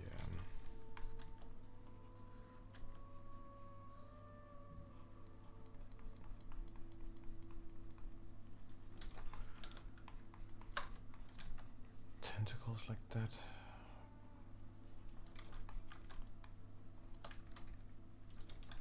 And that's kind of the internal thing. Then maybe on the outside here we have some kind of shell thing going on. That's kind of the thing that I was thinking about.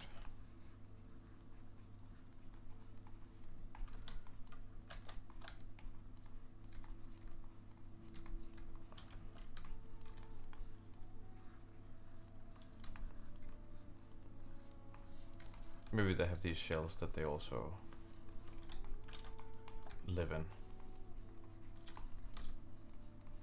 Kind of like a nautilus or a hermit crab, right?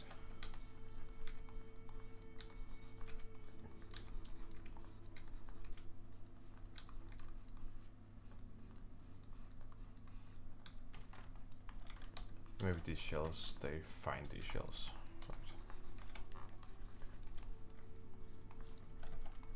And they're from a different animal. And they live in them, and they're much more intelligent, the ones that live in them. And maybe they're even at the point where they can like make their own shells or something like that. That sounds kind of interesting in a way.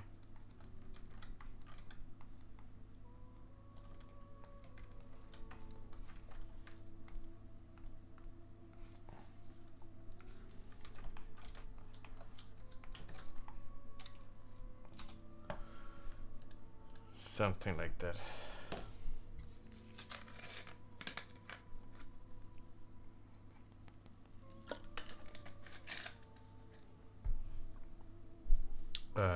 Have you watched Scavenger's Reign? Such a sci-fi masterpiece. No, I haven't watched it. Yeah, now I have to make the other creature with the shell. I don't think this is the final version of the creature, but this is kind of my idea right now. I was just doing it fast to have something. I really want to figure out this thing. So if I search like hermit crab or something, just look at that.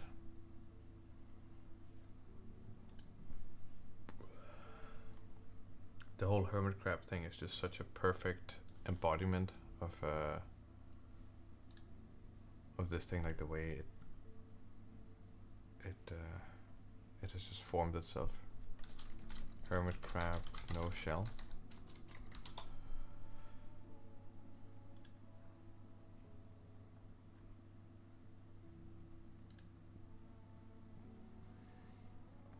Yeah, it has this soft thing going on there, right?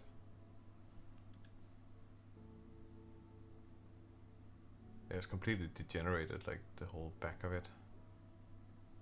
And then it just uses that shell, which sounds kind of interesting. I like that. Nautilus.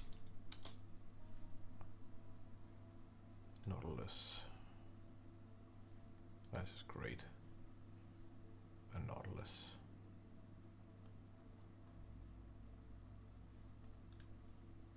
Then it's like you have this bizarre structure in here. You're like, why? Why do you have this structure? But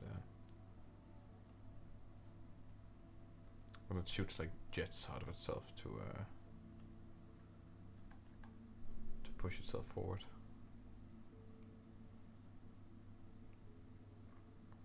Turtles also have shells. Okay, so we want to have this combination where, because now it's getting interesting, right? Because then we're like, see you, Blakeser. Thanks for joining. See you around. Now it's getting interesting because now we have this concept of like an intelligent or semi-intelligent alien creature, and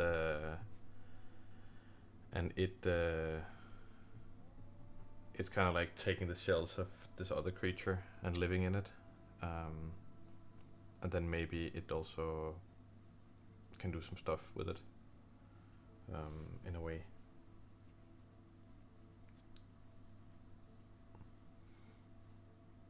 I like that idea. I think the idea is it's quite nice.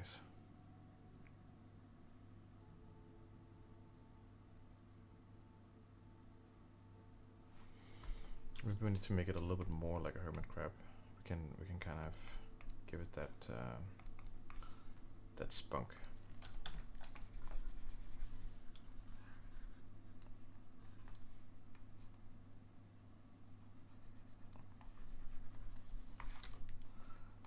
Like I don't want this creature to be too intelligent. It's just getting there. You know, it's beginning to become kind of smart. So I'm gonna lean into the hermit thing a little bit more. So it has these quite big arms out front.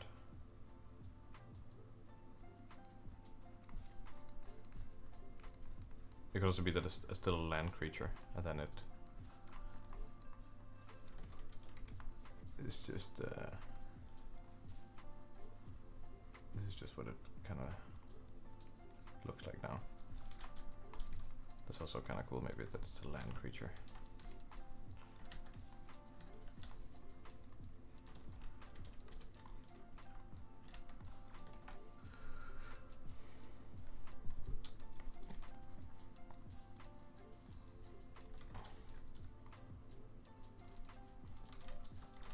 And then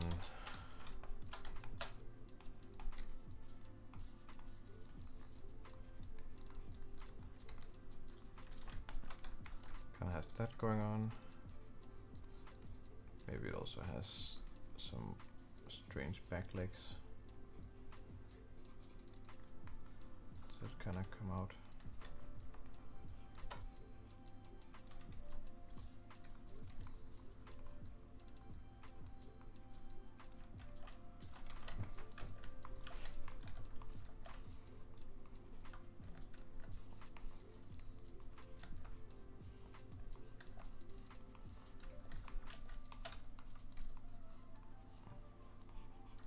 We can kind of make this like argument where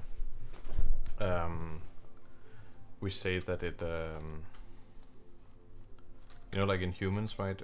We have very small guts relative to many other animals. Like our gut is very, very small because we process all of our food, so it's easy to digest. So we don't need to use as much energy on our digestive tract to like get the energy out of the food. So we could historically through evolution we could trade off that energy usage for our brain instead. So there's more energy available to develop a bigger brain because the food we ate was either more energy dense or just like easy to process and that kind of stuff. So it turned out to be a nice trade-off.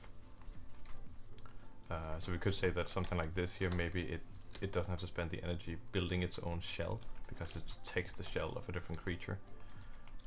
So it can have this big soft brain behind, protected by the shell instead. So let's say we have it like that. Then maybe we have a shell thing like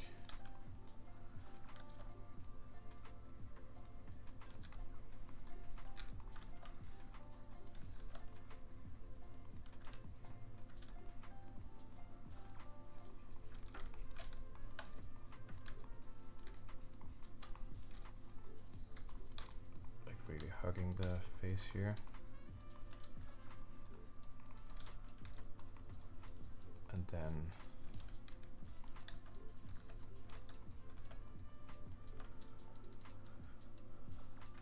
question is how it likes moving around. It's not a fast creature at all, but it probably doesn't need to be. It's probably more of an ambush thing where it'll hide inside the shell and then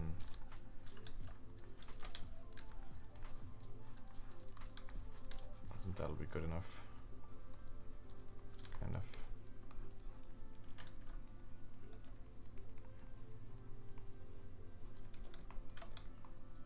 So it needs to be able to get into the shell also.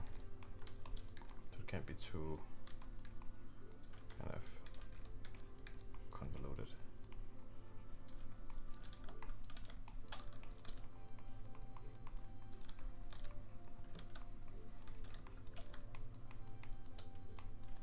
Something like that maybe. Then it has some kind of patterning going on.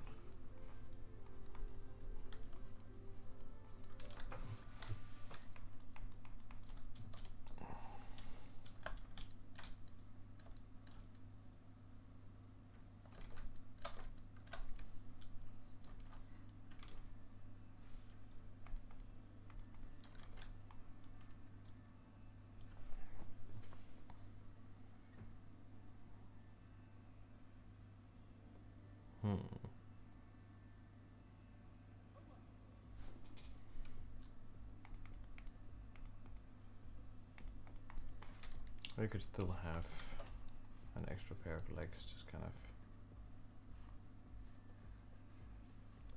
sitting,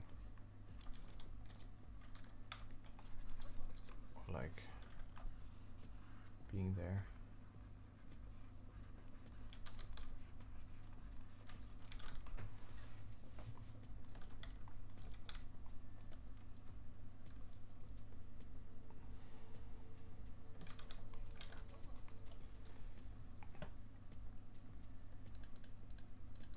It's something like this, kind of this idea here.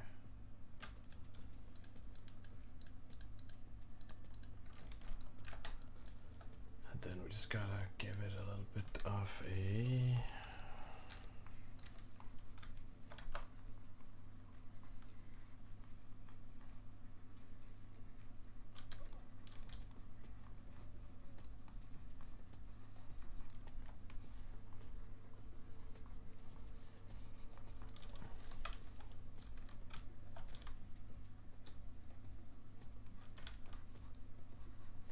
maybe we could actually put his feet through that. There. Okay, okay, okay. And then here we have that. So that's kind of that creature there. So that's not the natural form of it. Then the normal one is going to be like something different. Let's see what we can make that become.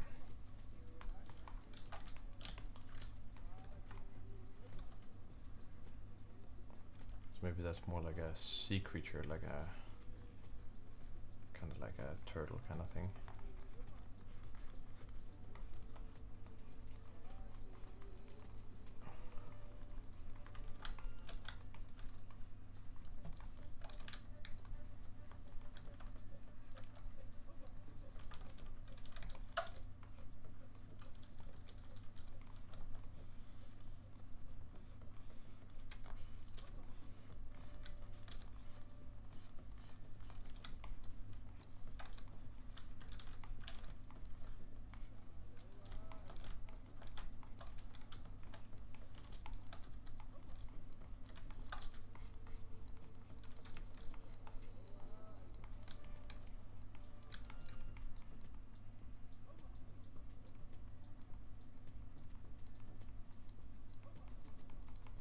Something like that maybe.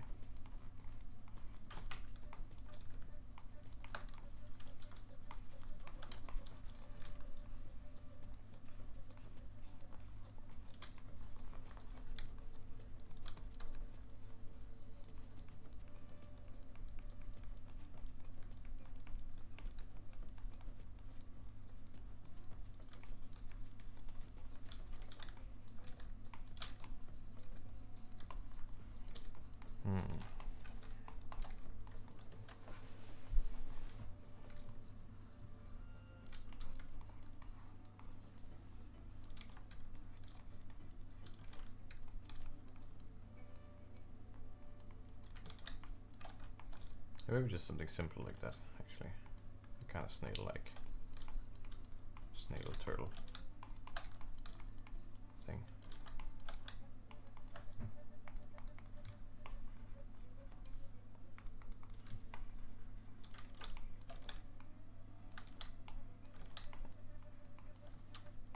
Yeah, so that's the prey basically, and then the thing that eats it. Just gonna give this a little more space here.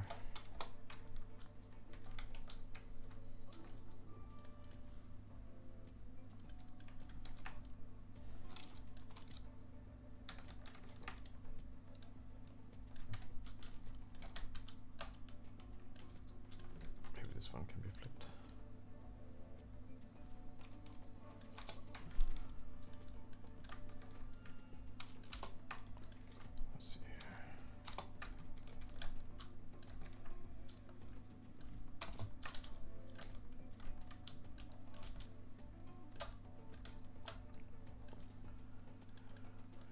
This one.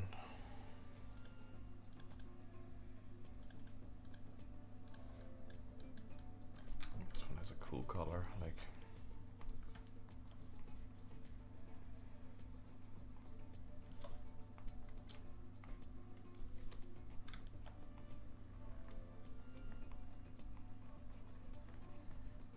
Boink, boink, boink, boink.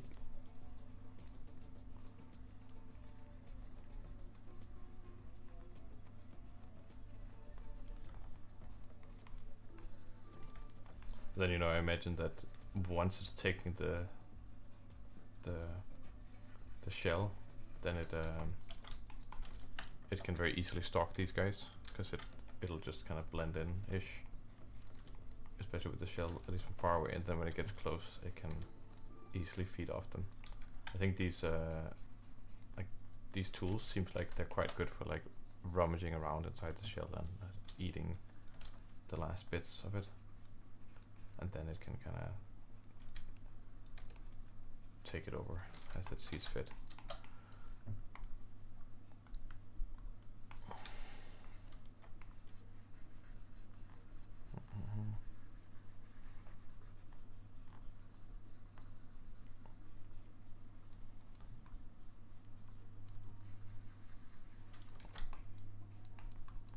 Okay.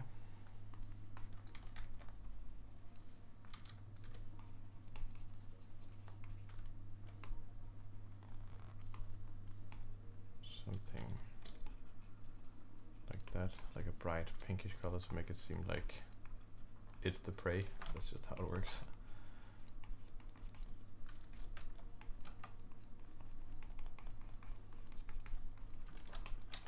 Something like that. Maybe a few hair bristles like that. Then we have this guy. Oh, this guy here. And he gets to have a little bit of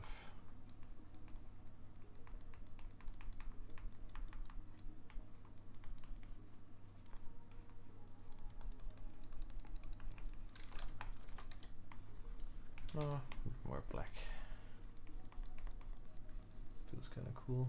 And something a bit more pinkish here towards the mouth.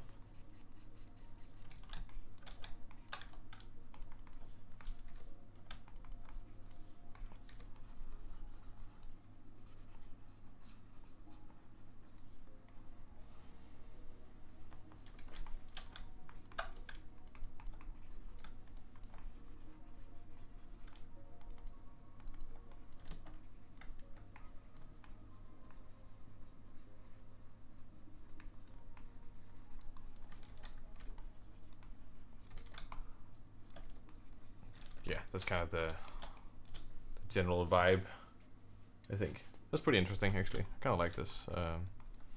The elephant kind of creature that you created earlier reminds me of some alien animals in Scavenger's Reign. It's an animation, by the way.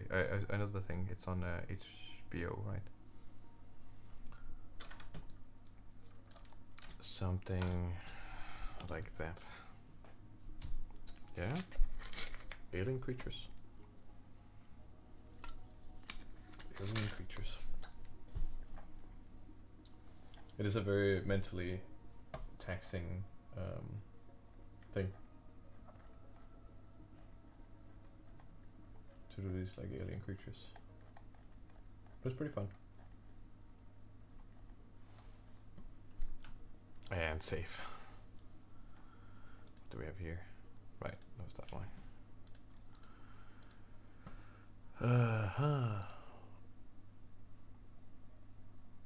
Oh my god, I just got a bunch of purchases that are $0 because of the brushes, so that's pretty good. I hope that they will be of enjoyment to those of you out there.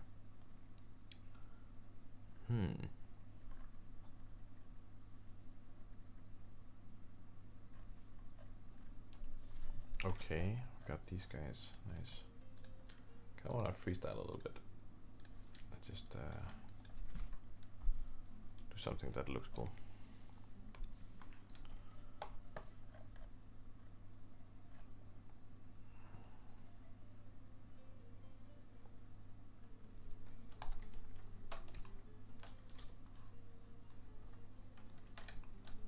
Actually, maybe I can look at.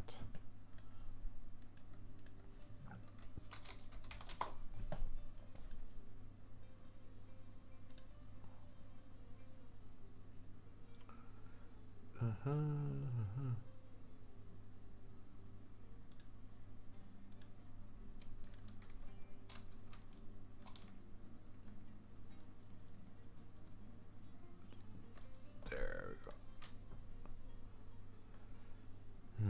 Maybe something very out there.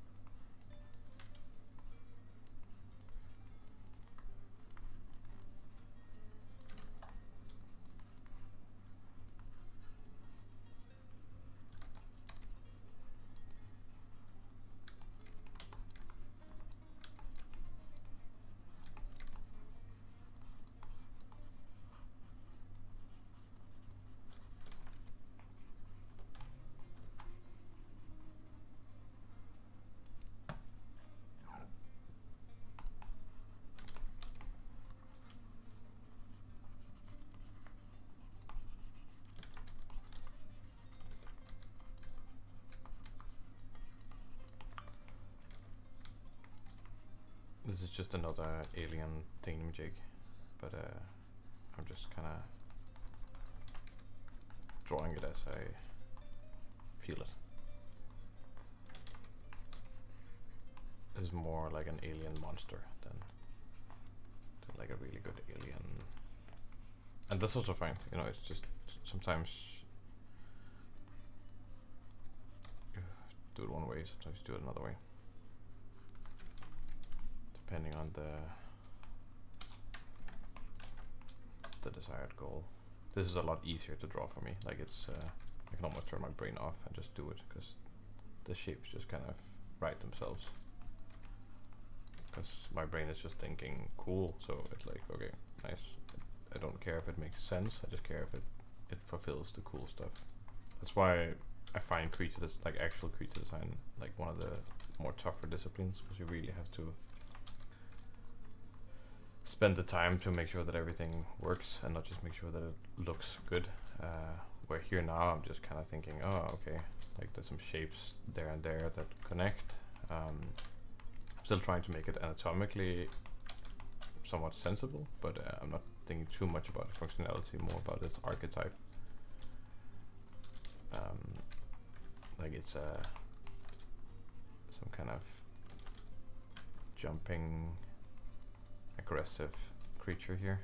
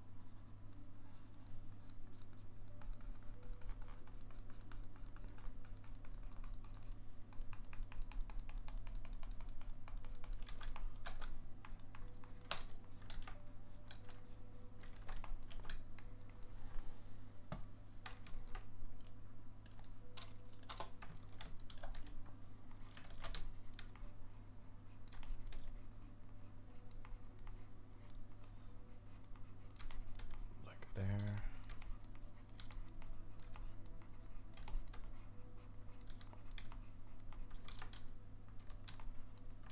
The knee's not really working with that thing, so maybe the knee has to come like there and then out here. Then up there. Maybe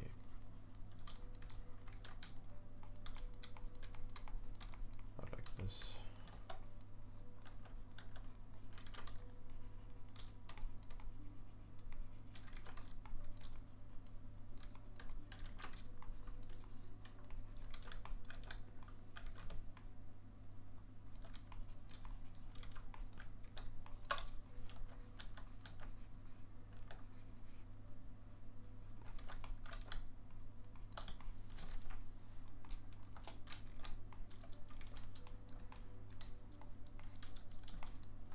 Yeah, something like that.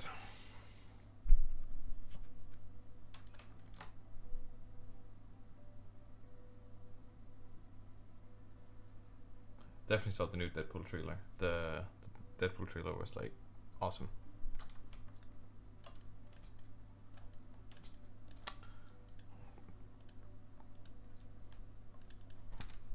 We could do a giant creature at some point. That sounds pretty fun. Honestly. I'm very excited for the Deadpool stuff. I think it's always great fun. There was a big, you know, like worry that when Disney bought Fox and they were like, oh, now we have Deadpool. It's like, oh, damn, will they ever allow Deadpool to just still be Deadpool? But I feel like the trailer kind of made sure that no, it's still gonna be the same stuff. So either somebody worked very hard for maintaining that identity, or Disney just kind of got it. And I think Disney is smart enough to get that's why it has success. But the biggest thing with Disney is just that, like, no, we want to make sure that our brand retains integrity, you know, with like, no, we don't want Disney to be associated with certain things, especially not controversy, or so they want to avoid anything that could cause any kind of discomfort in that way. But you know, that's just how it is.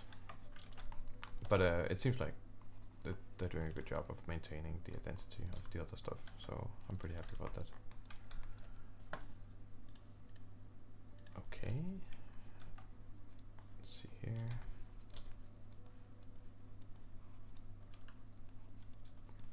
Makes sense, makes sense. Maybe like so. Nope. Right, like there, like that one, there, that one, those guys, there, there, there, there, there, there. I think so.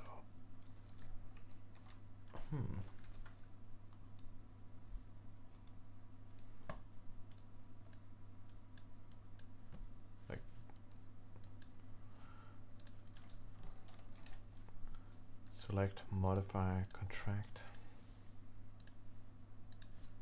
I just saw, you know, often when I work, I just kind of like put on a series or put on a film or something and have it on the side whilst I work. I just like having a little bit of noise as I'm working. But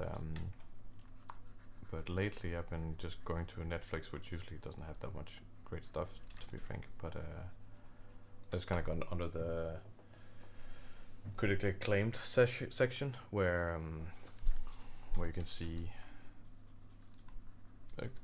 generally critically acclaimed films, and I just began watching a bunch of stuff that I hadn't really watched, and I saw a bunch of things. I saw Moneyball, which I'd never seen before, which I wouldn't say that the film is necessarily that great in my opinion, but I think the plot and the premise is pretty good. It's based on a real story, or a real book about a real event, and I just kind of enjoyed. And then I watched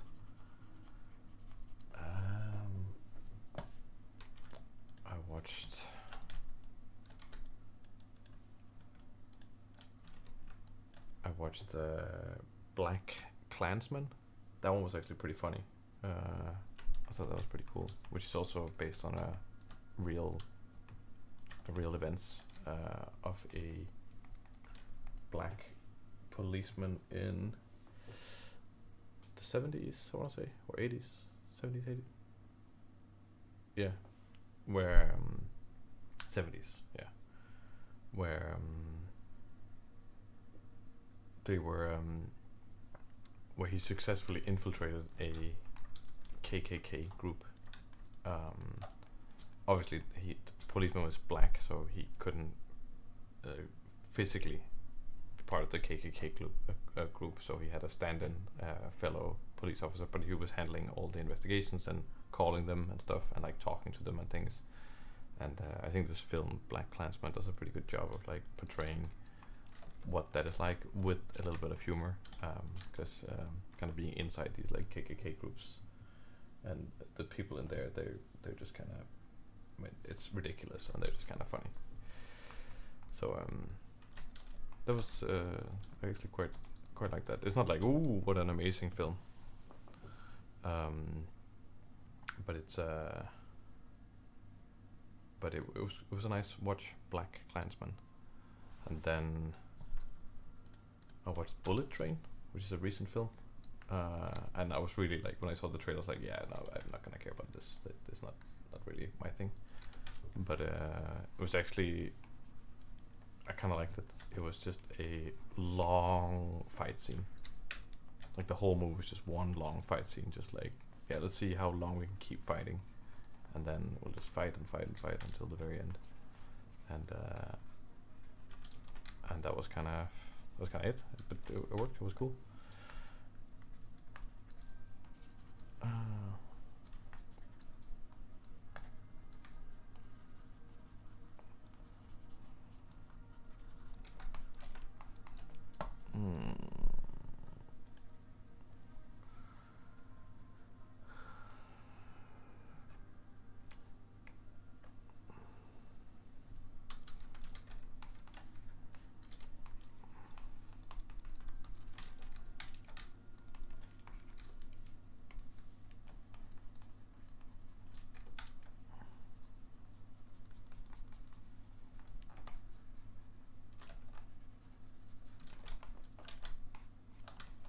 The red thing was actually nicer.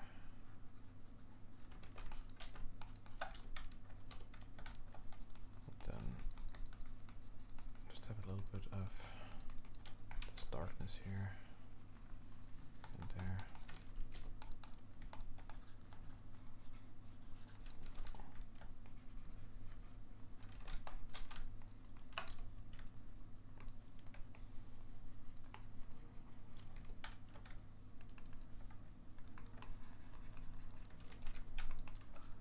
Then I watched Triangle of Sadness today, which is kind of like a dark comedy.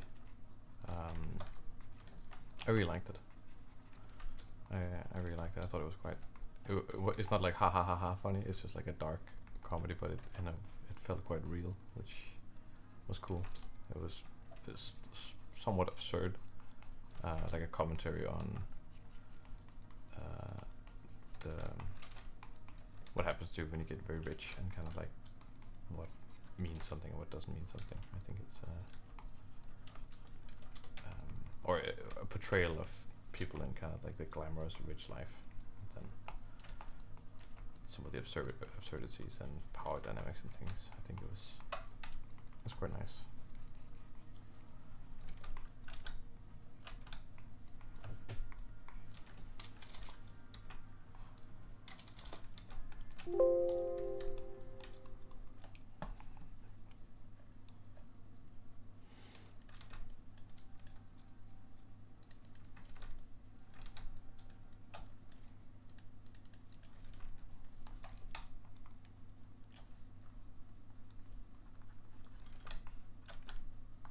I don't like that. That makes it look like it's stupid.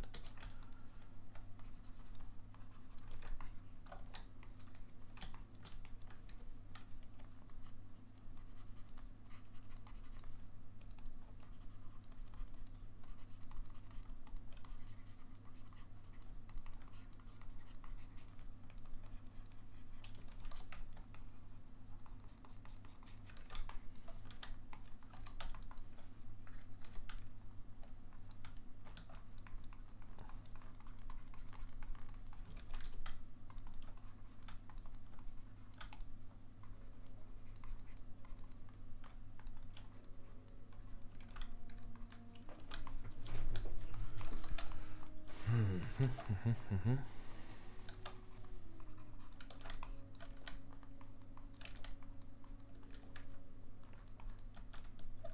should just have a little bit of red out here.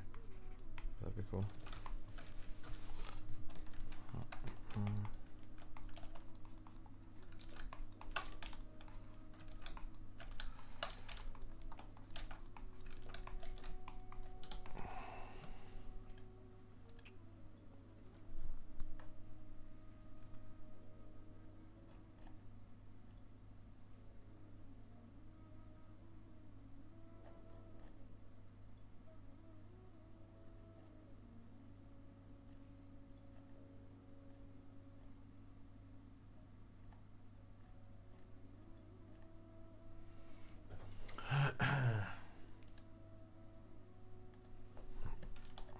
Okay, I kind of want to do like a shadow pass on this guy. I can even do like a dark background. Sounds pretty fun, actually.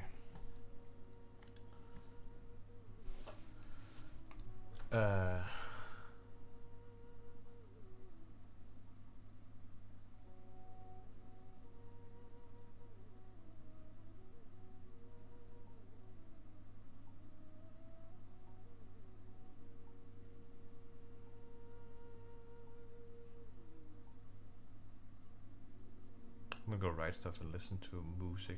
Nice, do that. That sounds great.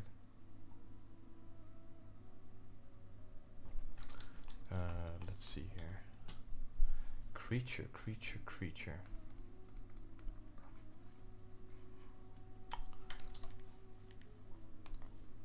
And multiply here.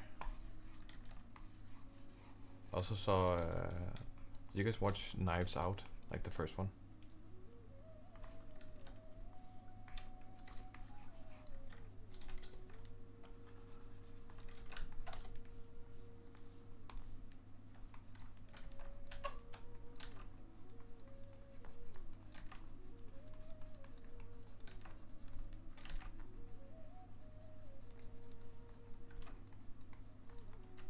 Knives Out was this like murder mystery kind of thing. A little bit of twist on the murder mystery thing, but it also really felt like a classic murder mystery. I really liked that film. I thought it was kind of awesome. It was kind of like a little surprise that just came out. I was like, oh, felt fresh. And then they did the new one, like the glass onion, and I think most people just didn't like it, but I kind of liked it. Yeah, I don't think it was as nice as the first one, but it was still an okay experience.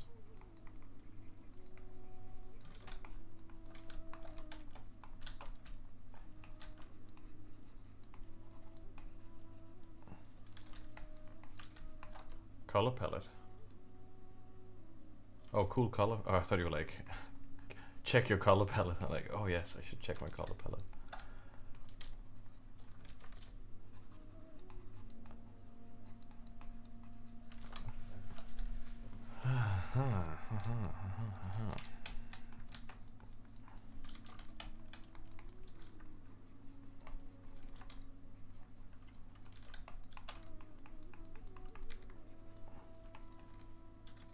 No, it's probably, it's a great, it's the right way of saying it, I think.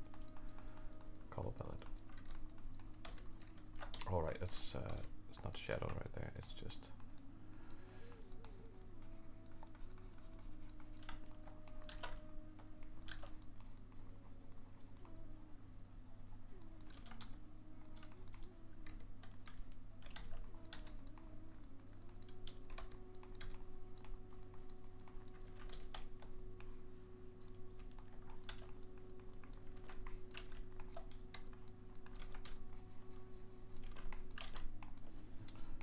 Sometimes, you know, if your thing isn't quite working, like shadow wise, you can always do something like this here, where you just make everything gray, just to check if it's your shadows, if it's your local colors, or whatever is happening that's not really doing the job.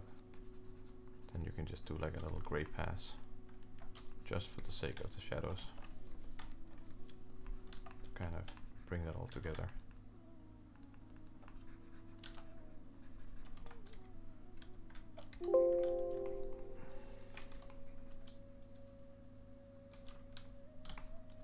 You're welcome, Drunk Toad. Enjoy them.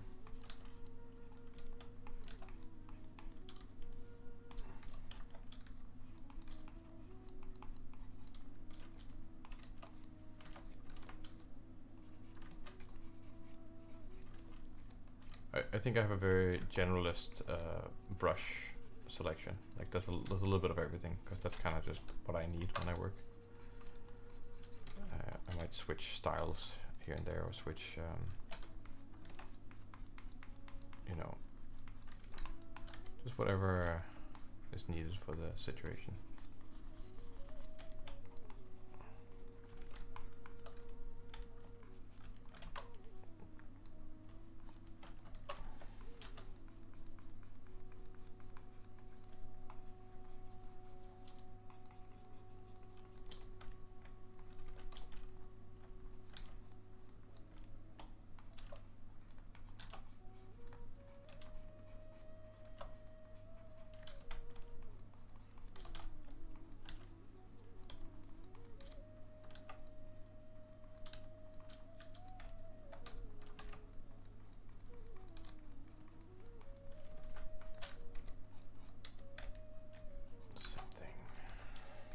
You can see this is just so much easier.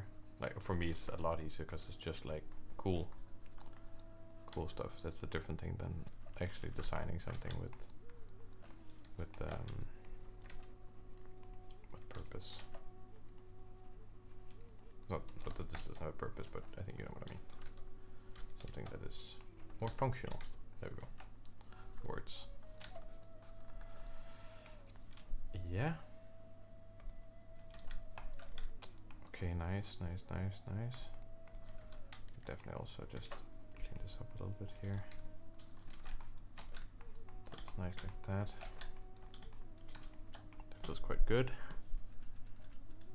Then I will give this guy a little bit of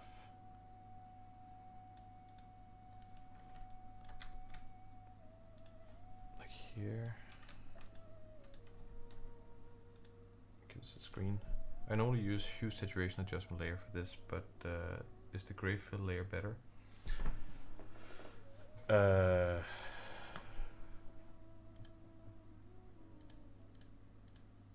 Hue so use a hue saturation layer for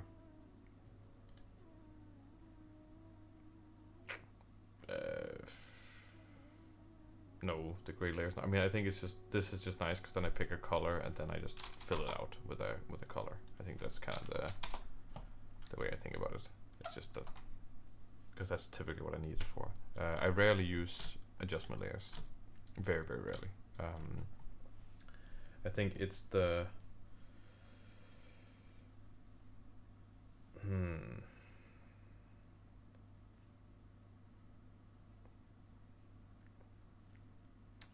I'd rather have a layer and then I'll press Ctrl U to get hue adjustment stuff if I needed to do something like this.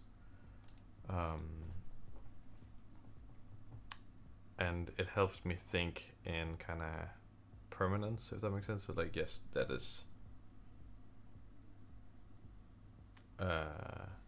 if I need to, it makes me close, if that makes sense. Like if I have adjustment layers, then I leave the decision making open for later, and I don't train that part of me as well. That's like, no, make a decision and move on, which, you know, I think that's good for like practicing drawing and painting and those kind of things. You need to commit and move on, because you can also just leave it open, but then it'll take you longer to make the decision, and you can still get to a good result, but you're also letting yourself not practice that like commitment. But with a caveat, if I work on any kind of production related or something for a client or something that is very big and can't fail, then I tend to use more like structured things where I can go back and change things easily.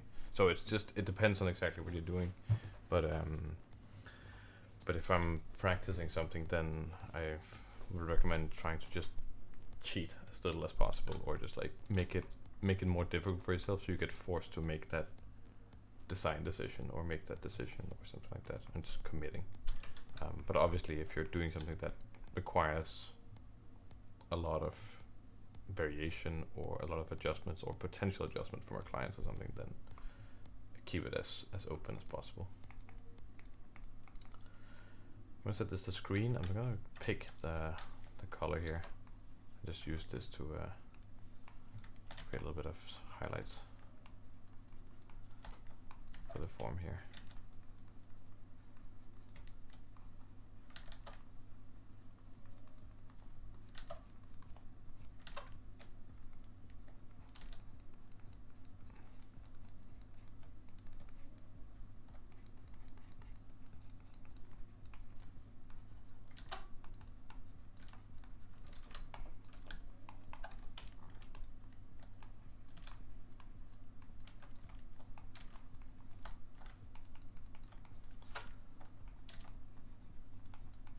Screen is kind of nice because it's a very close approximation to, you know, highlights, but with slightly different colors. Even though most highlights tend to have if it's a dielectric material, so a non-metallicness, then the highlights are not really tinted. They kind of just have a slightly whitish quality. But right here, I think it works quite nicely. Then we have kind of little highlights here and there to accentuate the form. Then here we can get some real wetness going.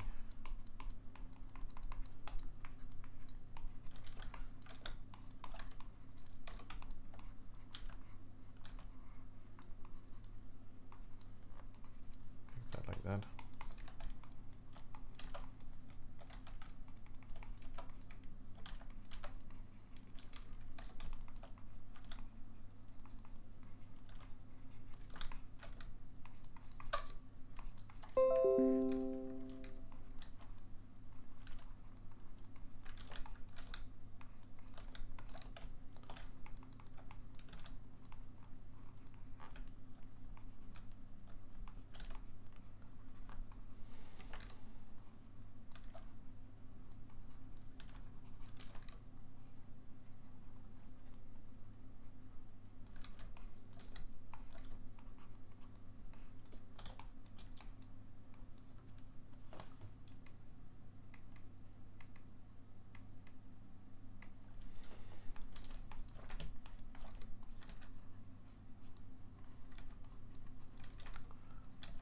Something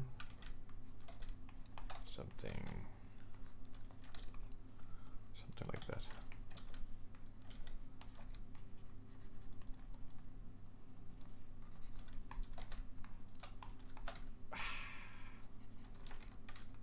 Not perfect.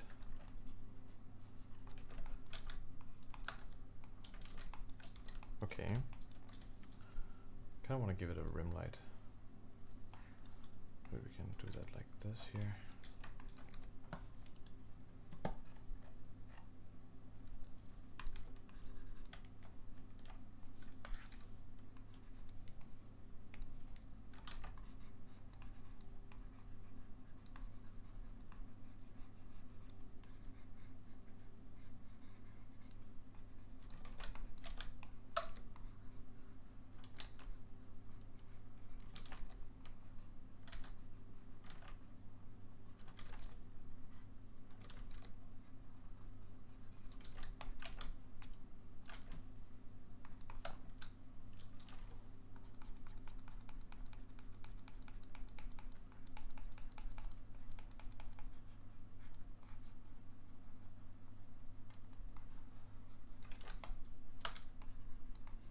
Something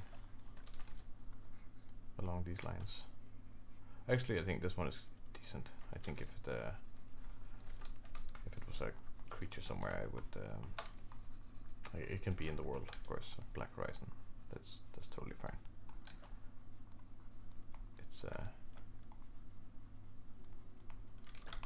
kind of has that cool factor. I think this is some of the things we talked about a little bit earlier, but like studying creature design, then at least like I've studied a lot of animal design, so when I make this thing, it should hopefully still feel plausible and like creature-like. It's not like it has this specific function. You can kind of tell what kind of creature this is. It's a little bit monkey-like, maybe aggressive, those kind of things. But it's not really thought through as much as it's like an archetype. But then, because I have a decent library of like animal shapes in under my tool build, then in my tool build, why would it be under my tool build? In my tool build, then it can still look plausible. That's my point. Something like that. This one feels pretty dangerous, kind of. I like it. Let's see, maybe we can do something where it's even darker here. Multiply.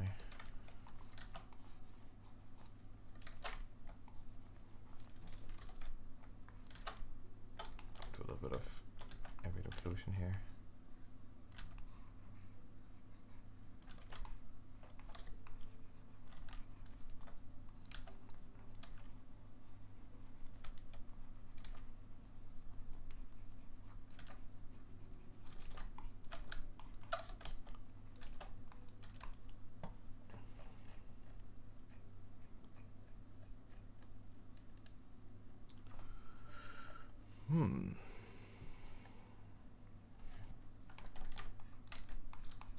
Then maybe the background can also have a little bit of darkness.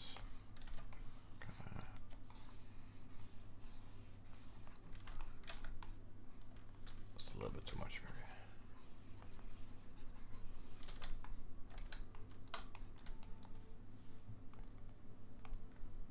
And then you can just kind of get a little bit of a screen going on, and then you can pop a little bit of the light here.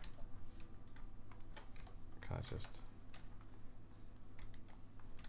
give it that slight glow.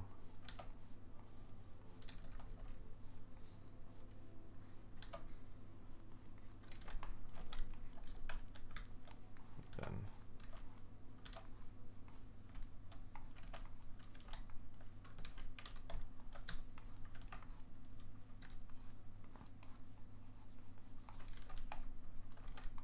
something like that. It almost works without the thing. And then you have that, and then you can do some effects on top. We had a little bit of spittle before. Add a little bit of spittle here. Maybe can get that back.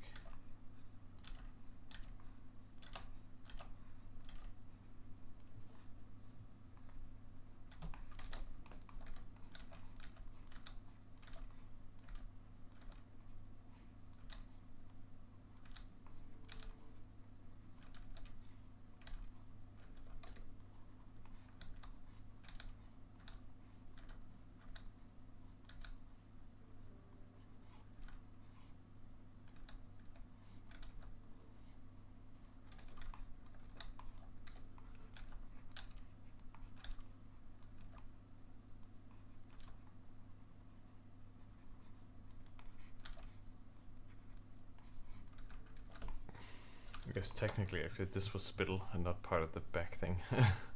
Maybe we'll reintroduce that.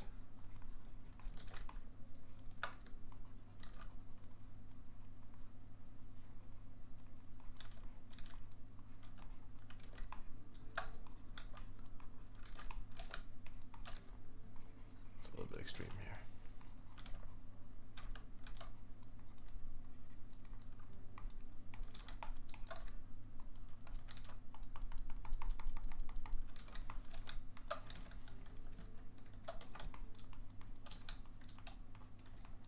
Something like that. It's not like we're completely bound to what we have. We can always adjust it a little bit if we want to adjust it, you know, bring it somewhere.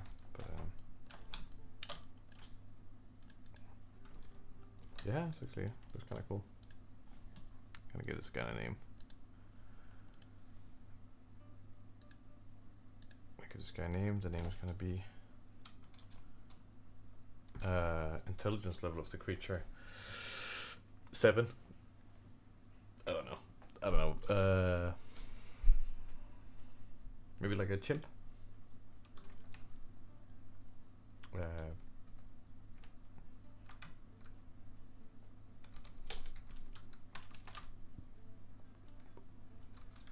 Hornian. That sounds a little bit weird. Hornian Ravager. Give it a name. Shoot. Give it a name. It's not gonna be this name. It's gonna be a cooler name.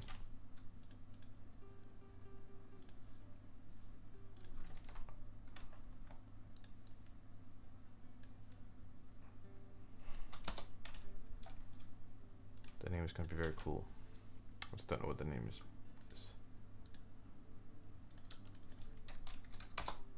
There and light.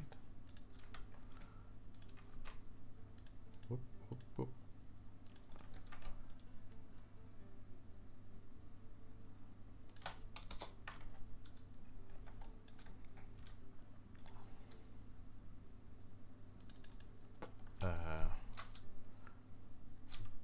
Give me a name. Come on.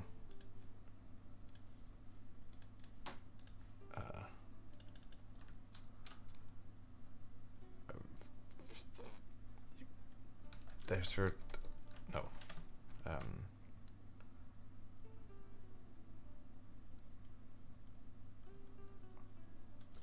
Hard one.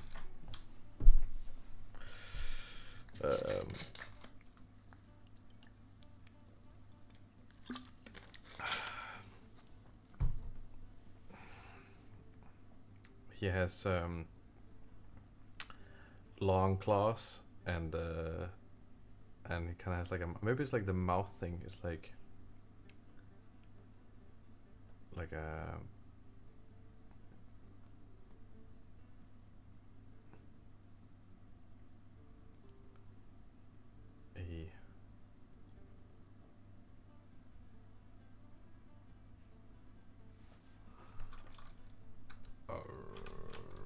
rock. You know, there's also names like Rancor, which is a great name. It sounds like, it just sounds perfect. Dead Fang. It's too literal. Can we do something like Frolog? Frolog.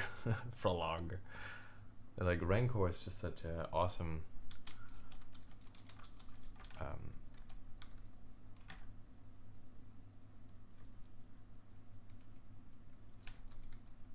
Hey. Bay. What about like Antilles? Hey.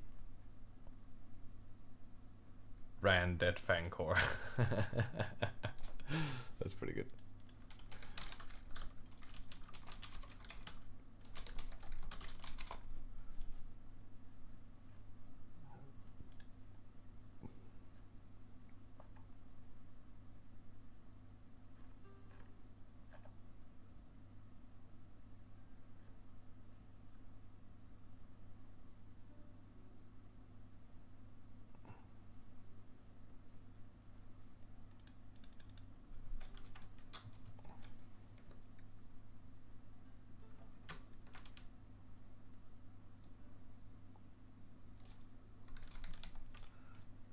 Chris Beast.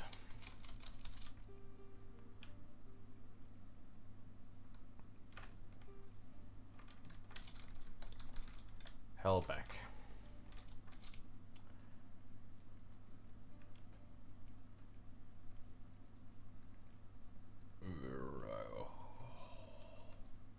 Hornian.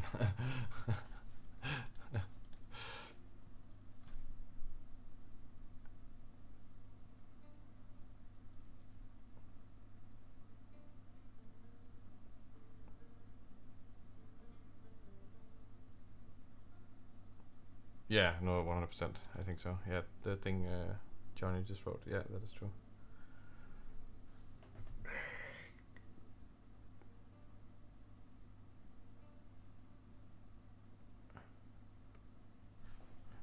His mouth. Scatterhead. But do you want to spell it correctly, like scatterhead? Or do you want to spell it with a K?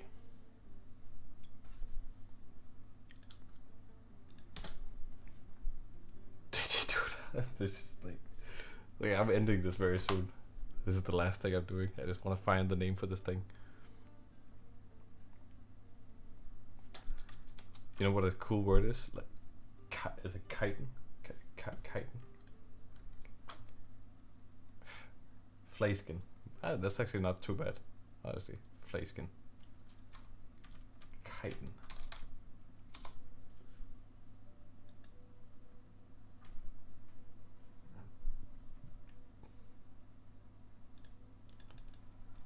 Kai Schmeck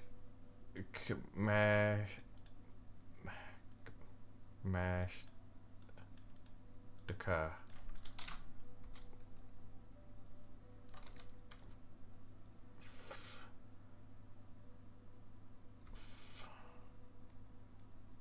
Cheddar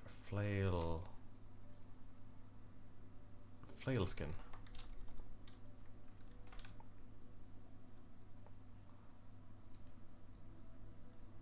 Chitari. Chitari is actually not bad. A Chitari.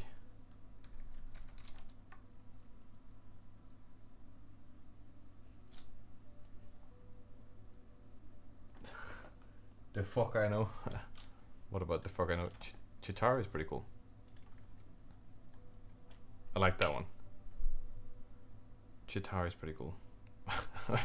I have no clue what Angry People Studios is like, which part he's referring to, because he's a little bit out of sync. So I don't know which part it is that he's like. The keyboard slapping was perfect. Okay, cool. Chitari is pretty good, but is it cool enough? Is it like?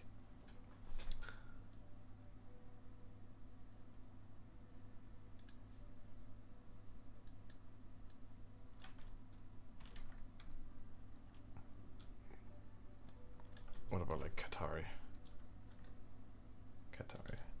I think Chitari actually, that kind of Chitari.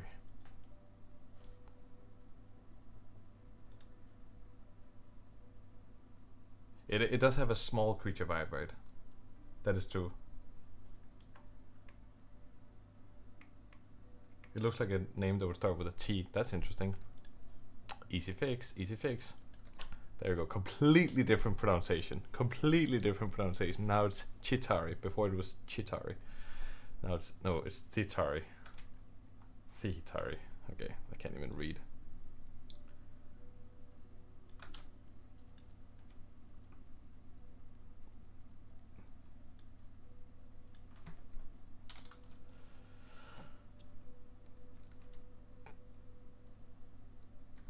What about like Titan, but with an I in it?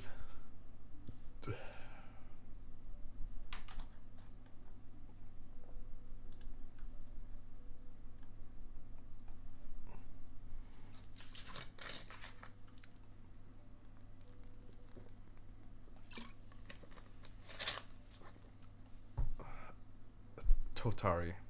It sounds like I want to express it like Totari. Python. Titan. Tangerine. Damn, it's just...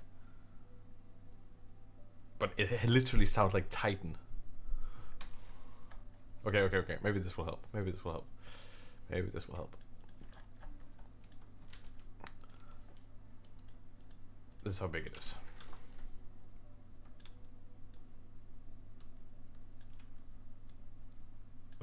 It's this big.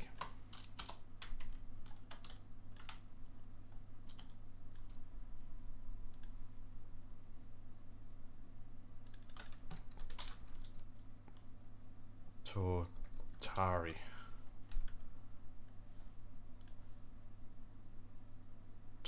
Oh. Totari. That's something. What I don't like about it is that I want to find something that doesn't become Totarian or Ian, so it's too easy to just end everything on Ian. Montrek. And then the Tumak.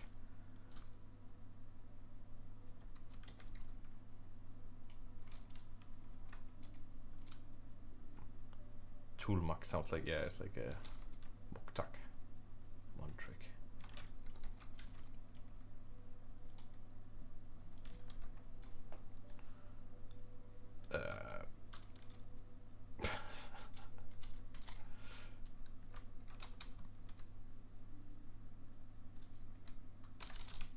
How about like Chutmaw? Cutmaw. Crutmaw. Cratmaw. Mokrat. What if it's like Mock Rat? I have to feed you my mock crate. Mock crate? There's something about crate. Whack! Olamak. All these things are just firing. Okay, we're all seeing the scale now. Yeah, this is terrible.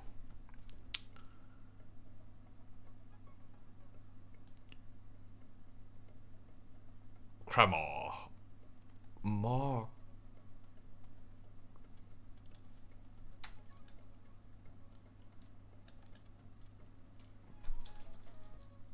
What about Fiend?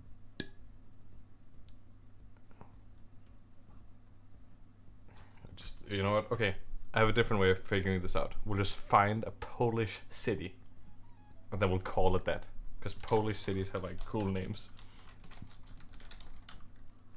We'll go on Google Maps. We'll just find a Polish city name, and that'll be the name of the creature. All right. Maybe you all hate that idea, but I like it. Pluck. Damn, this is not gonna work out.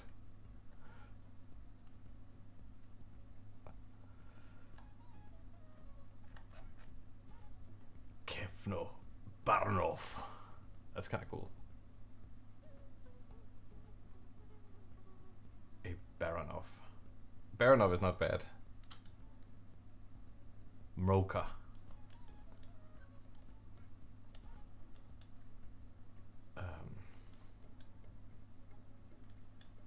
More snow. Whatever this is. Skalagi. I mean, Baranov is kind of cool. Baranov. Barrymore.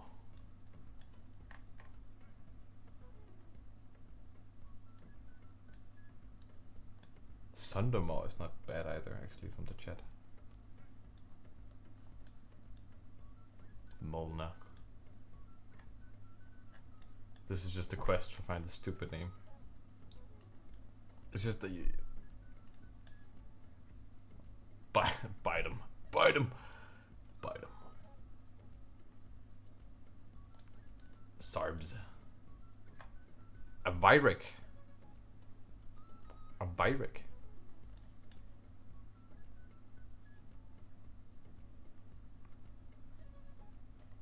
A tiny city, tiny village. Okay, I'm gonna go in the countryside somewhere and just gonna zoom in here. I'm gonna go somewhere here, there. I'm gonna zoom in.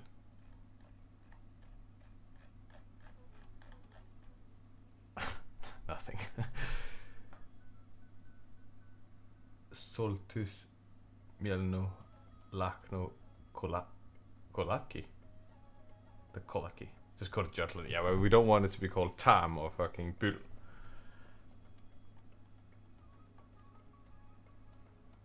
Vyrig is pretty cool.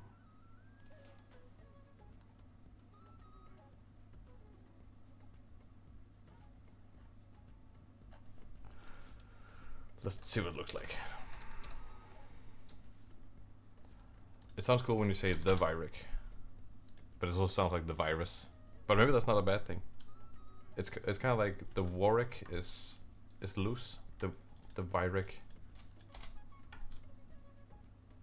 The Vyric.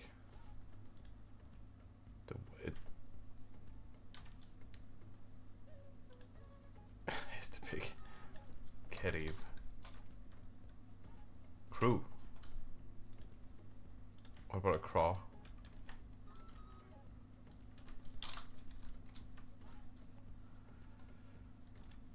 Vyric. Curve.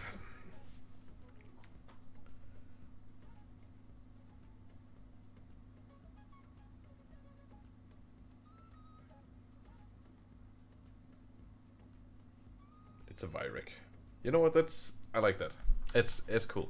Then some people in that Polish town would be like, "Oh my God, we had a alien named after us." Vethrek is pretty cool. But what if it's like Vethrek?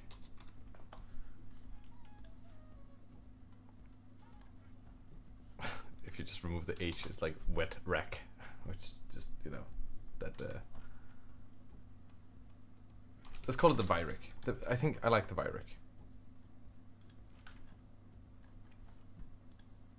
Vyric. We'll save the other names. There's a lot of great name suggestions in the chat, but we'll save them for another time. I can always Bethlehem. We'll just call it Bethlehem. Next time I'll call it something. I don't know what we'll do next time, but it's pretty funny. Okay, I'm gonna have to end the stream because it's been a blast so far, and we got to draw a lot of things, and it's been great. We have to end on some tax evasion tips because that's just how we end these streams. And tonight's tax evasion tip is this. This is the tax evasion tip.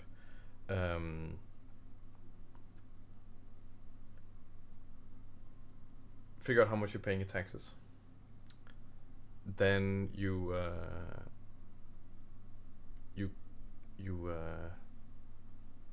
go to a loan shark.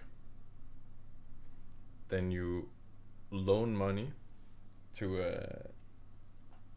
you lend money to pay your taxes, and then you have to pay the loan shark back. But now you need to pay the loan shark back. So you find a different loan shark, and you borrow money from that guy, and then you pay back the other loan shark, and you just keep going until you die. So you keep finding a new loan shark. There's gonna be enough loan sharks out there for you to kind of like be able to pay them back, and you could even come back to the original loan shark at some point, you know, reuse them because you would have paid them back. So actually, now I'm thinking about it, this system is not terrible. You just keep going to new lenders, and you will have a great. That would be a good film, right? Like I'm right? Like that's totally right with the. So now that I know this will be a great film, then I'm gonna delete the stream so that I'm the only one with the idea here in form, and because none of you will be able to remember it after the stream. That's just how it'll be. So yeah, that's how you avoid taxes. You just keep. Well, actually, that would be an interesting film. Probably it already exists. If you thought about it, well, if you what is that saying? If you thought about it, then probably somebody already did this. Is that the thing? What is people writing here? It's yes, and you got to build an ideas to make ideas. He said Danish town, so I found a beautiful Danish word. Hestepik means welcoming. What? No, that's true. Schultz, you can't be like, that's not true. That's totally true what the Angry People Studios are saying. He speaks on behalf of all Danish people. If we ever see you. Cool, haha. Okay, guys, I have to end it. Thank you guys so much for joining. Hope you all have a lovely evening or morning or midday or wherever you are in the world, and see you potentially in the next one. Actually, in next week I'm teaching, so I might not be streaming, but I will let you guys know. But maybe we'll do like a little short stream or something on next Thursday, but it'll not be with this nice setup because I will be off somewhere else. But take care, everyone. Enjoy, and see you all around.